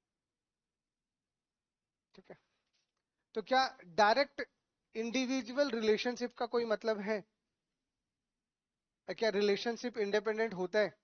तो रिलेशनशिप का काम होता है एंटिटीज को कनेक्ट करना, लेकिन अगर आपके पास में कोई एंटिटी ही नहीं है तो रिलेशनशिप का कोई सेंस ही नहीं बनता।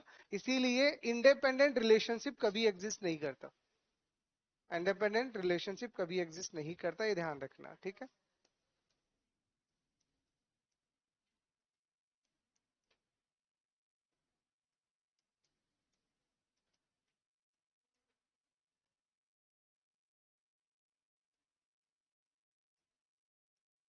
तो लिखो आगे, देखो रिलेशनशिप, रिलेशनशिप अकेला एग्जिस्ट नहीं करता है, आप ऐसे लिख दो, रिलेशनशिप अकेला एग्जिस्ट नहीं करता है।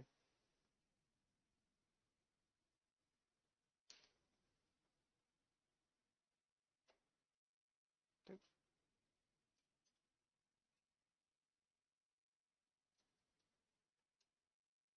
अब इसको कैसे डिनोट करते हैं, तो यहाँ पे भी वही, अब आप जो रिलेशनशिप बना रहे हो किसके बीच बना रहे हो, दो स्ट्रॉन्ग एंटिटीज के बीच बना रहे हो, या एक स्ट्रॉन्ग है एक वीक के बीच बना रहे हो, क्योंकि दोनों वीक तो कभी हो नहीं सकती।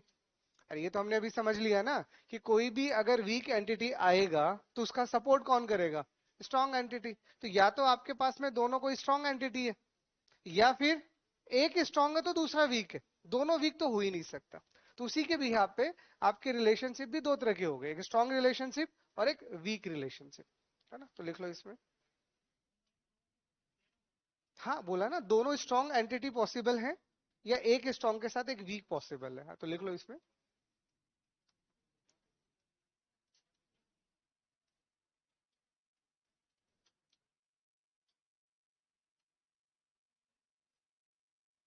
ठीक हो, लिखो, लिखो दो प्रकार के रिलेशनशिप होते हैं,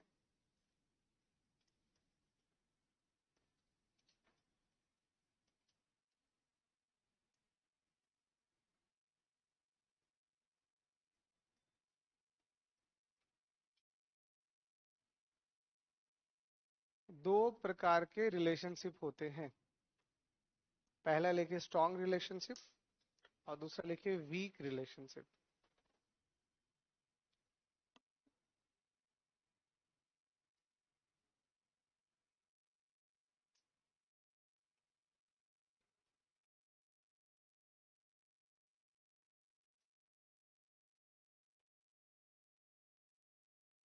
ठीक है। तो जैसा कि नाम से आपको समझ में आ रहा होगा, स्ट्रॉन्ग रिलेशनशिप का मतलब है एक ऐसा रिलेशनशिप दो दो स्ट्रॉन्ग एंटिटीज के बीच हो। फिर भी मैं लिखवा देता हूँ, लिख लिया ना ये तो। इसमें पहला लिखो,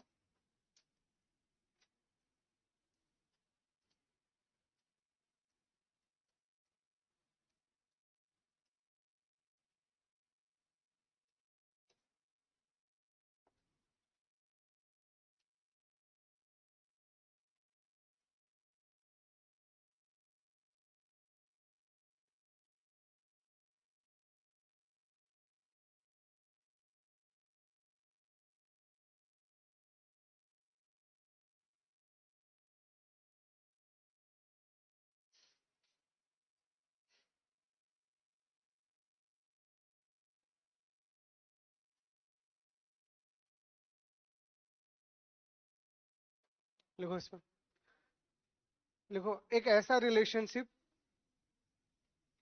लिखो एक ऐसा रिलेशनशिप जो,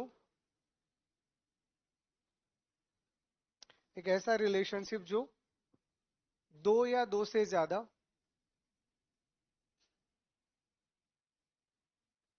एक ऐसा रिलेशनशिप जो दो या दो से ज्यादा स्ट्रॉन्ग एंटिटीज के बीच में होते हैं,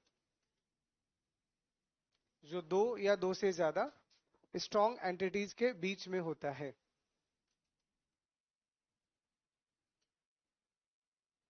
उसे स्ट्रॉन्ग रिलेशनशिप कहेंगे। ठीक है। तो यानी यहां अगर आपने ऐसा बोला है, तो स्ट्रॉन्ग एंटिटी को पहचानने के लिए क्या जरूरी है? सिर्फ की, अगर हमें पता चल गया और कुछ चाहिए ही नहीं, अगर सच में कोई एंटिटी स्ट्रांग है तो उसके पास क्या होना चाहिए? की एट्रीब्यूट होना चाहिए। बाकी कुछ है या नहीं है उससे कोई फर्क नहीं पड़ता। पर इसके पास है, मान लीजिए आईडी को मैंने की बना दिया, ठीक है, इसका मतलब यहां मान लीजिए कोई ऑर्डर आईडी होगा, उसको मैंने की बना दिया। तो कोई भी एंटिटी अगर स्ट्रांग है तो स्ट्रांग एंटिटी, यहां तो ठीक है डबल गोले हैं, वो तो डबल रेक्टेंगल तो बन नहीं है, लेकिन यहां से हमें साफ साफ पता चल जाएगा। और अगर ये दोनों एंटिटी स्ट्रांग है तो इसके बीच में अब जो भी आप रिलेशनशिप यहां बनाओगे, ये रिलेशनशिप आपका कैसा है? अब ये स्ट्रांग कहलाएगा। ठीक है। लाइक मान लीजिए customer gives order, simple like that. तो कोई कस्टमर अगर ऑर्डर देगा, तो उस केस में अगर कस्टमर है तो कस्टमर का आईडी होगा, ऑर्डर है तो ऑर्डर का आईडी होगा। तो ये आपका रिलेशनशिप कैसा है? Strong relationship. ठीक है। तो कैसे लिखोगे आप इसको? वही रोम्बस से, सिंपल सा लिख लो एक बार के लिए।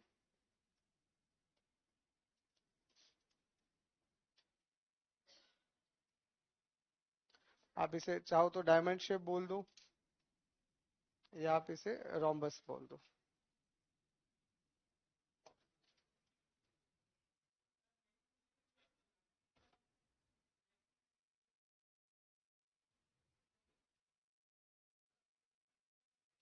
भैया मैनी टू मेन्यू क्या है ये बाद में पढ़ेंगे, पहले हम सिर्फ ये जान रहे रिलेशनशिप क्या है।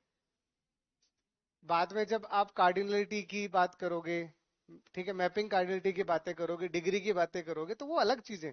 अभी मैं आपको सिंपल रिलेशनशिप बता दूं पहले क्या है, बाद में मैं ही इंट्रोड्यूस करूंगा डिग्री क्या है, मैपिंग क्या है, और आपकी ऑप्शनल पार्टिसिपेशन क्या है। तो सबको एक साथ मत जोड़ो।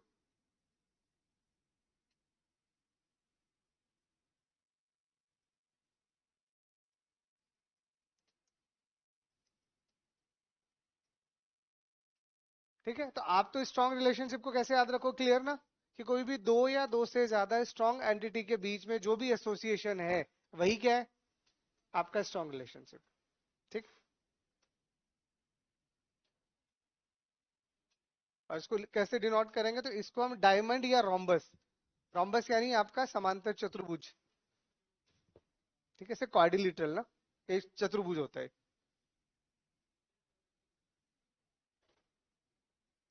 लिख लिया? लिख लिया कोड आउट? इसमें दूसरा लिखो,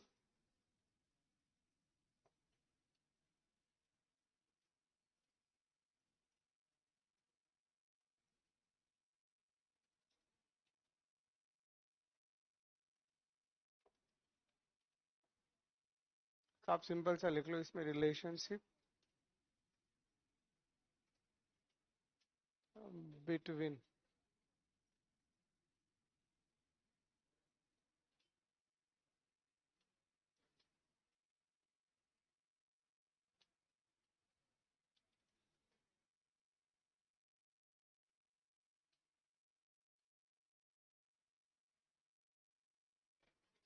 तो इसमें लिखो लिखो एक ऐसा रिलेशनशिप जो एक ऐसा रिलेशनशिप जो strong entity and weak entity के बीच में होता है। एक ऐसा रिलेशनशिप एक ऐसा रिलेशनशिप जो strong entity and weak entity के बीच में होता है। ठीक है, उसे हम वीक रिलेशनशिप कहते हैं। ठीक है, तो वीक है इसलिए अब क्या यूज करेंगे हम, डबल। अब यहां यूज करोगे आप double diamond.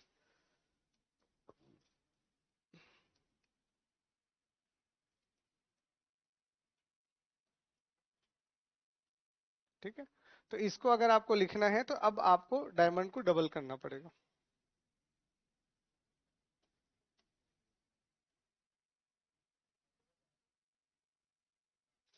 It is just like. तो ये रिलेशनशिप अगर कहीं पे भी आई है तो 100% ये तो आपको समझ में आ गया। जैसे मैं पूरा ही एग्जांपल अगर बना देता हूं,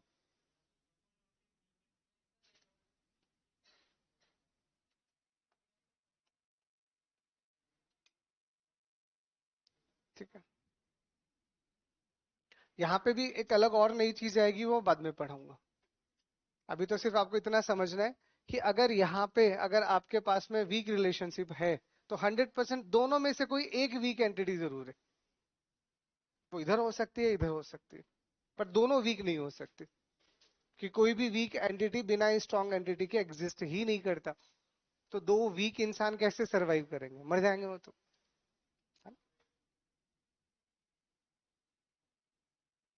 तभी नोटेशंस पे ध्यान दो बस। ठीक है, तो आपके एंटिटी दो तरह की होती है, उसी के बिहाफ पे दो तरह की रिलेशनशिप होती है। तो दो स्ट्रॉन्ग एंटिटी है तो स्ट्रॉन्ग रिलेशनशिप बन गया, और एक वीक है तो वीक रिलेशनशिप बन गया।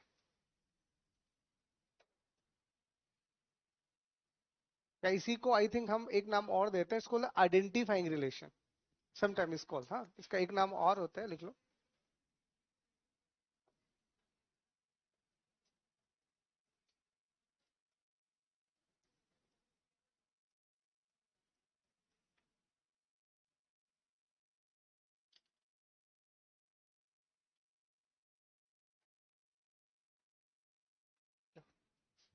देखो, इसको हम आइडेंटिफाइंग रिलेशनशिप भी कहते हैं।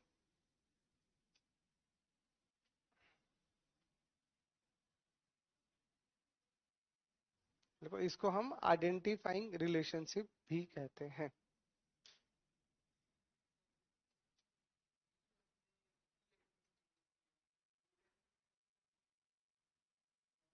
और कर सकते हो ना, वो मैं डायग्राम बड़ा नहीं करना था इसलिए मैंने नहीं बना। ऐसे यहाँ मैंने कुछ नहीं लिखा, अब आपको चीजें समझ में आने लग गई। तो अब मैं एट्रीब्यूट पे फोकस ही नहीं करूंगा, अब एंटिटीज पे फोकस करूंगा। तो ये स्ट्रॉन्ग अब आपको पता है इसके पास की होगी, ये वीक अब आपको पता है इसके पास में पार्शियल की होगी। अब इन दोनों के बीच में रिलेशन है। अभी इसमें और भी ये डायग्राम भी सही नहीं है, ये भी अधूरा है। अब बाद में हम एक और टॉपिक पढ़ेंगे, दिस कॉल्ड द पार्टिसिपेशन। तो यहाँ पे एक और पार्टिसिपेशन आएगा, दिस कॉल्ड द टोटल। तो यहाँ हर चीज डबल होती है, मतलब जहां पे भी वीक होगा ना वहां हर चीज डबल होगी। ये भी डबल, ये भी डबल, और ये भी डबल। हर चीज डबल होती है यहाँ पे। ठीक है, तो ये वाला टॉपिक अभी पेंडिंग है, ये मैं ही पढ़ाऊंगा, तो इसलिए एक बार के लिए इसको मैं लास्ट में सही करवा दूंगा। अभी इतना बना लो। अभी बस आपको इन पे दिमाग लगाना है। That's all। और जब सारे कॉन्सेप्ट खत्म होने लग जाएंगे तब आपको सारी ये डायग्राम सही समझ आएंगे। अभी आधे आधे कॉन्सेप्ट है, उनको समझो एक बार के लिए। इतना क्लियर? ठीक है, अब रिलेशनशिप में अभी हमने सिर्फ डेफिनेशन पढ़ी है।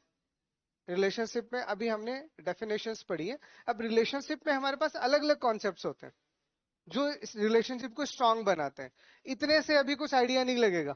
अब हमें रिलेशनशिप में क्या आइडेंटिफाई करना है, हमें रिलेशनशिप में कई अलग अलग चीजों का आइडेंटिफाई करना है। जैसे अभी बताता हूं, लिख लिया डायग्राम? तो अब इसी में लिख दीजिएगा कॉन्सेप्ट्स ऑफ रिलेशनशिप।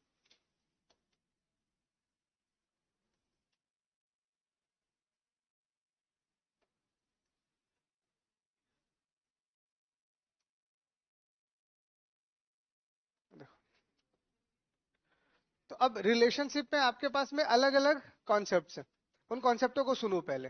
तो सबसे पहला जो कॉन्सेप्ट आता है इसे अपन कहते हैं डिग्री।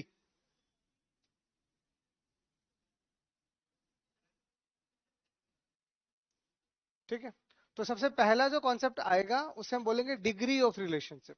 अब डिग्री ऑफ रिलेशनशिप का मतलब क्या होता है, शॉर्ट में भी समझा रहा हूं, फिर डिटेल से पढ़ेंगे। डिग्री का मतलब है नंबर ऑफ एंटिटीज, कि किसी भी रिलेशन में कितनी एंटिटीज पार्टिसिपेट कर रही हैं। ठीक है, तो उसे अपन बोलते हैं डिग्री। तो डिग्री ऑफ रिलेशनशिप का मतलब शॉर्ट में आप लिख दीजिएगा नंबर ऑफ एंटिटीज। इसको अब हमें शॉर्ट से पढ़ना है, डिटेल से। लाइक यूनरी क्या होता है, बाइनरी क्या होता है, टर्नरी क्या होता है और एनरी क्या होता है। तो हम सारे टाइप के रिलेशनशिप को डिटेल से पढ़ेंगे। बट ये कॉन्सेप्ट क्या कहते हैं कि रिलेशनशिप तो बना दिया, अब रिलेशनशिप पे हमें पहले तो ये जानना है कि उसके अंदर कितनी एंटिटी पार्टिसिपेट कर रही है। तो कितनी एंटिटी पार्टिसिपेट कर रही है ये जानना है, तो उसके लिए हमने एक टर्म बना दिया डिग्री। ठीक है, उसके बाद दूसरा आपके पास आता है,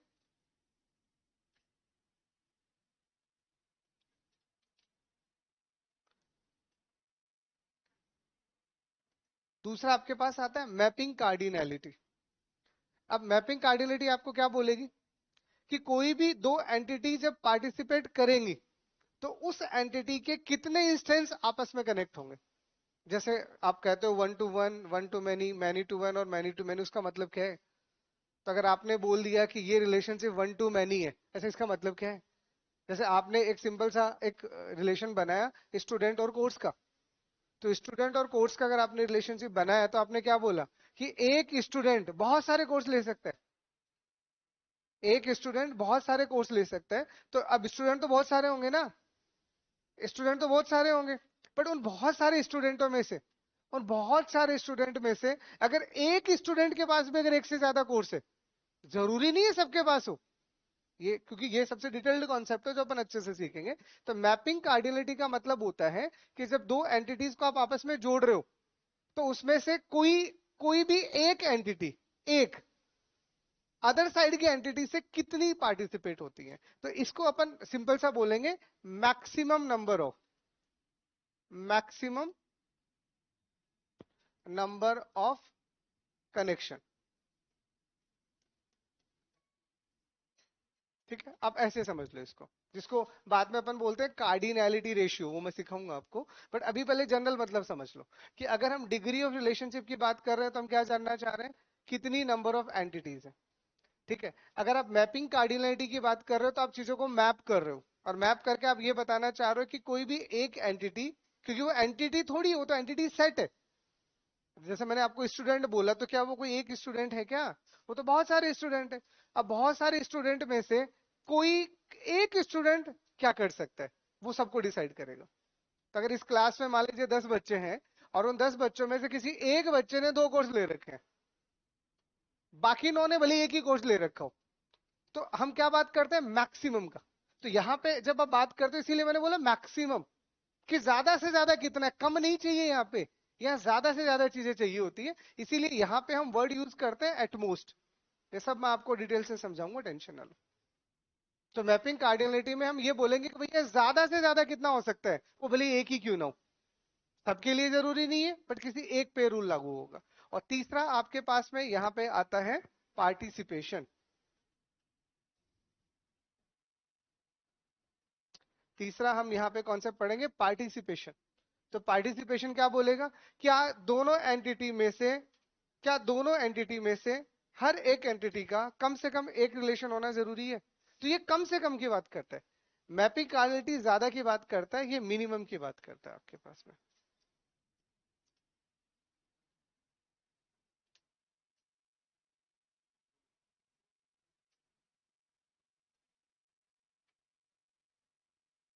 ठीक है, तो इन तीनों को अभी हम डिटेल से पढ़ेंगे। One is the degree, second is the mapping cardinality, और थर्ड इज द पार्टिसिपेशन।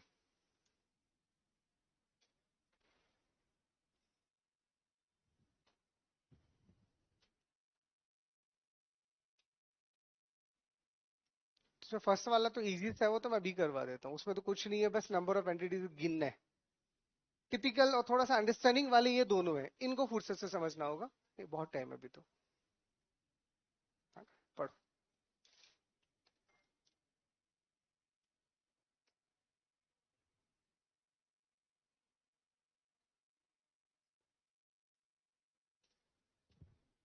ठीक है,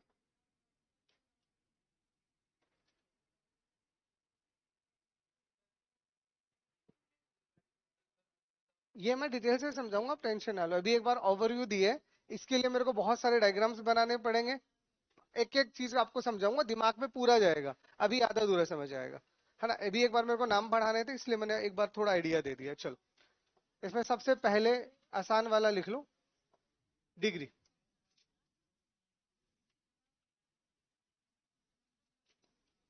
ठीक है, तो पहला हेडिंग लगा के लिख लो, डिग्री ऑफ रिलेशनशिप, या शॉर्ट में डिग्री। तो डिग्री का जनरल मतलब हमारे लिए क्या होता है, द नंबर ऑफ एंटिटीज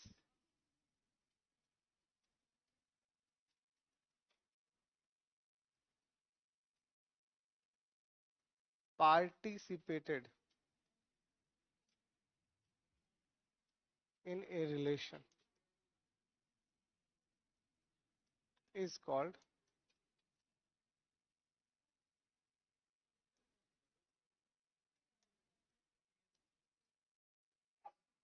लिखो इसमें, लिखो किसी भी रिलेशन में, किसी भी रिलेशन में, किसी भी रिलेशन में नंबर ऑफ एंटिटीज को, किसी भी रिलेशन में नंबर ऑफ एंटिटीज को,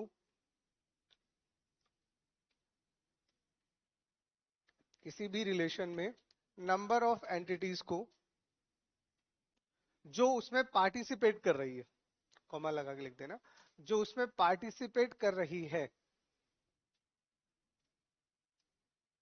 जो उसमें पार्टिसिपेट कर रही है को डिग्री ऑफ रिलेशनशिप कहते हैं। ठीक है, तो किसी भी रिलेशनशिप में नंबर ऑफ एंटिटीज को जो उसमें पार्टिसिपेट कर रही है को डिग्री ऑफ रिलेशनशिप कहते हैं। ठीक है, अभी आपके पास में कितने टाइप्स की होती है, तो सबसे पहले आपके पास आता है यूनेरी, या यूनेरी को ही आप क्या बोलते हो, रिकर्सिव, आगे रिलेशनशिप लगा देना ना।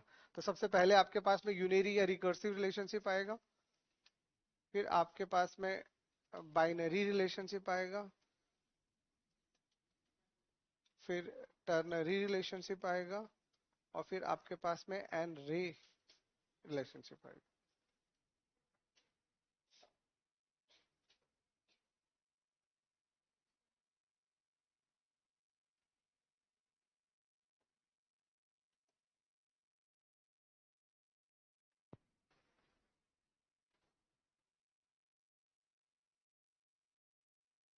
ठीक है, तो टर्नरी को रिकर्सिव भी कहते हैं। ठीक है, आगे रिलेशनशिप लगा देना।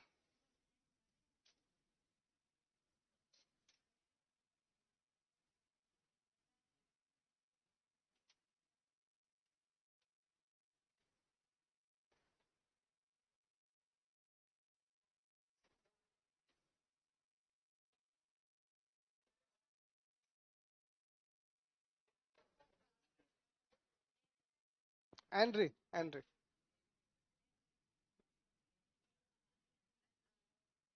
एन एरे, तो एन एरे है, बट इसको पढ़ते हैं एन रे।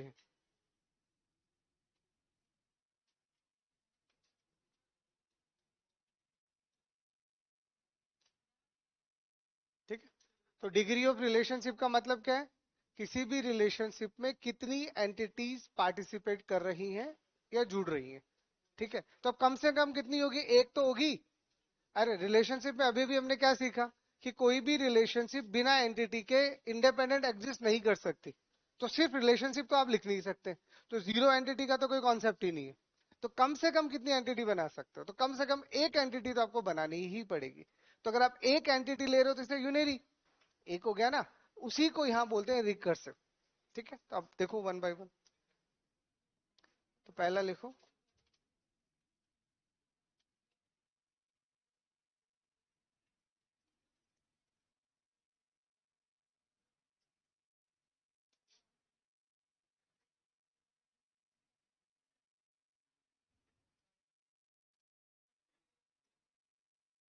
तो लिखो इसमें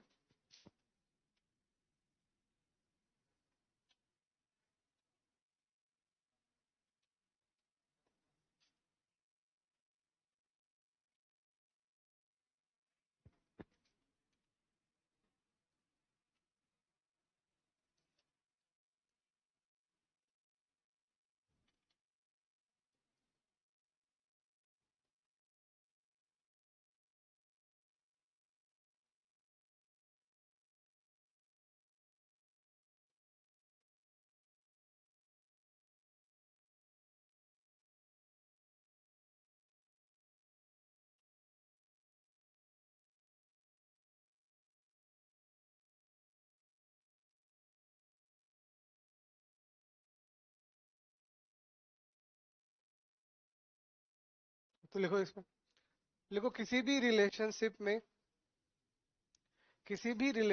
में अगर एक ही एंटिटी, किसी भी रिलेशनशिप में अगर एक ही एंटिटी अलग अलग रोल के साथ, एक ही एंटिटी अलग अलग रोल के साथ, अब रोल क्या है समझाऊंगा, पहले लिखो, एक ही एंटिटी अलग अलग रोल के साथ पार्टिसिपेट करती है,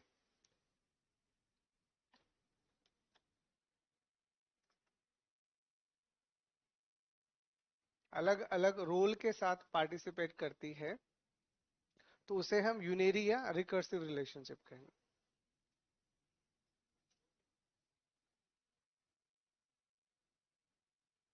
तो अब यहाँ पे एंटिटी एक ही है लेकिन उसके रोल अलग अलग हो जाएंगे। ठीक है, जैसे कि फॉर एग्जाम्पल एक हमें सिंपल सा एक रोल बनाना है पर्सन का, फॉर एग्जाम्पल, तो वो पर्सन स्टूडेंट भी हो सकता है और वो पर्सन टीचर भी तो हो सकता है। तो जब आपने एंटिटी ही पर्सन बना दिया तो टीचर हो या स्टूडेंट हो, है तो इंसान ही ना, जानवर आके थोड़ी पढ़ाएगा तुम्हें। ठीक है, ऐसे ही मैंने एक एंटिटी बना दिया एम्प्लॉय का, तो वो एम्प्लॉय डायरेक्टर भी हो सकता है और वो एम्प्लॉय एक सिंपल क्लर्क भी हो सकता है। तो यहाँ पे रोल अलग अलग होंगे, याद रखना। तो एक ही एंटिटी है, क्योंकि हमने एंटिटी नहीं, हमने एंटिटी सेट की बातें की है।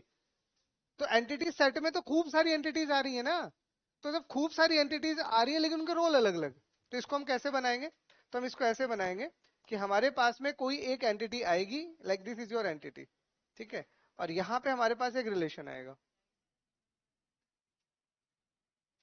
चलो, अब जब हम इनको कनेक्ट करेंगे तो ये एक ही एंटिटी, अरे अब ये तो तय है ना कि हम रिलेशन को अधूरा थोड़ी छोड़ेंगे, एक साथ एंटिटी लगा दी, एक साथ कुछ लिखा ही नहीं है, तो ये भी नहीं हो सकता। तो इसलिए कनेक्शन तो दोनों की साइड होना चाहिए ना।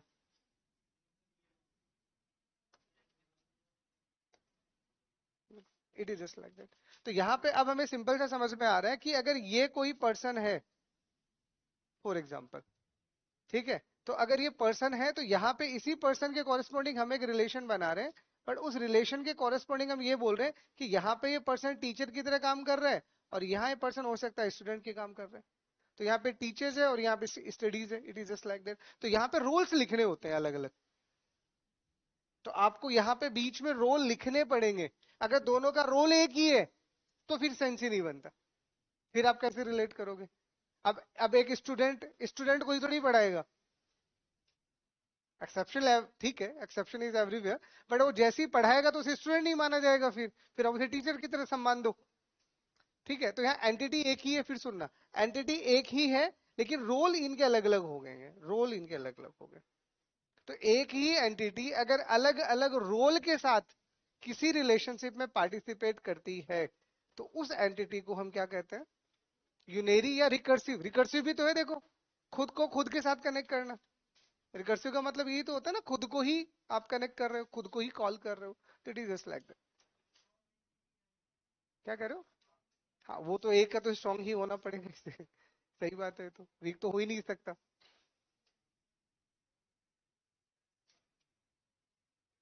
ठीक है, कोई डाउट यहाँ तक?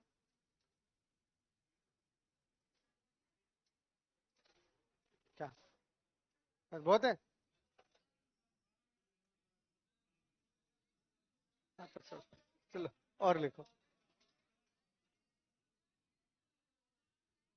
अरे क्या ही होगा तुम्हारा, ठीक है चलो, जाओ।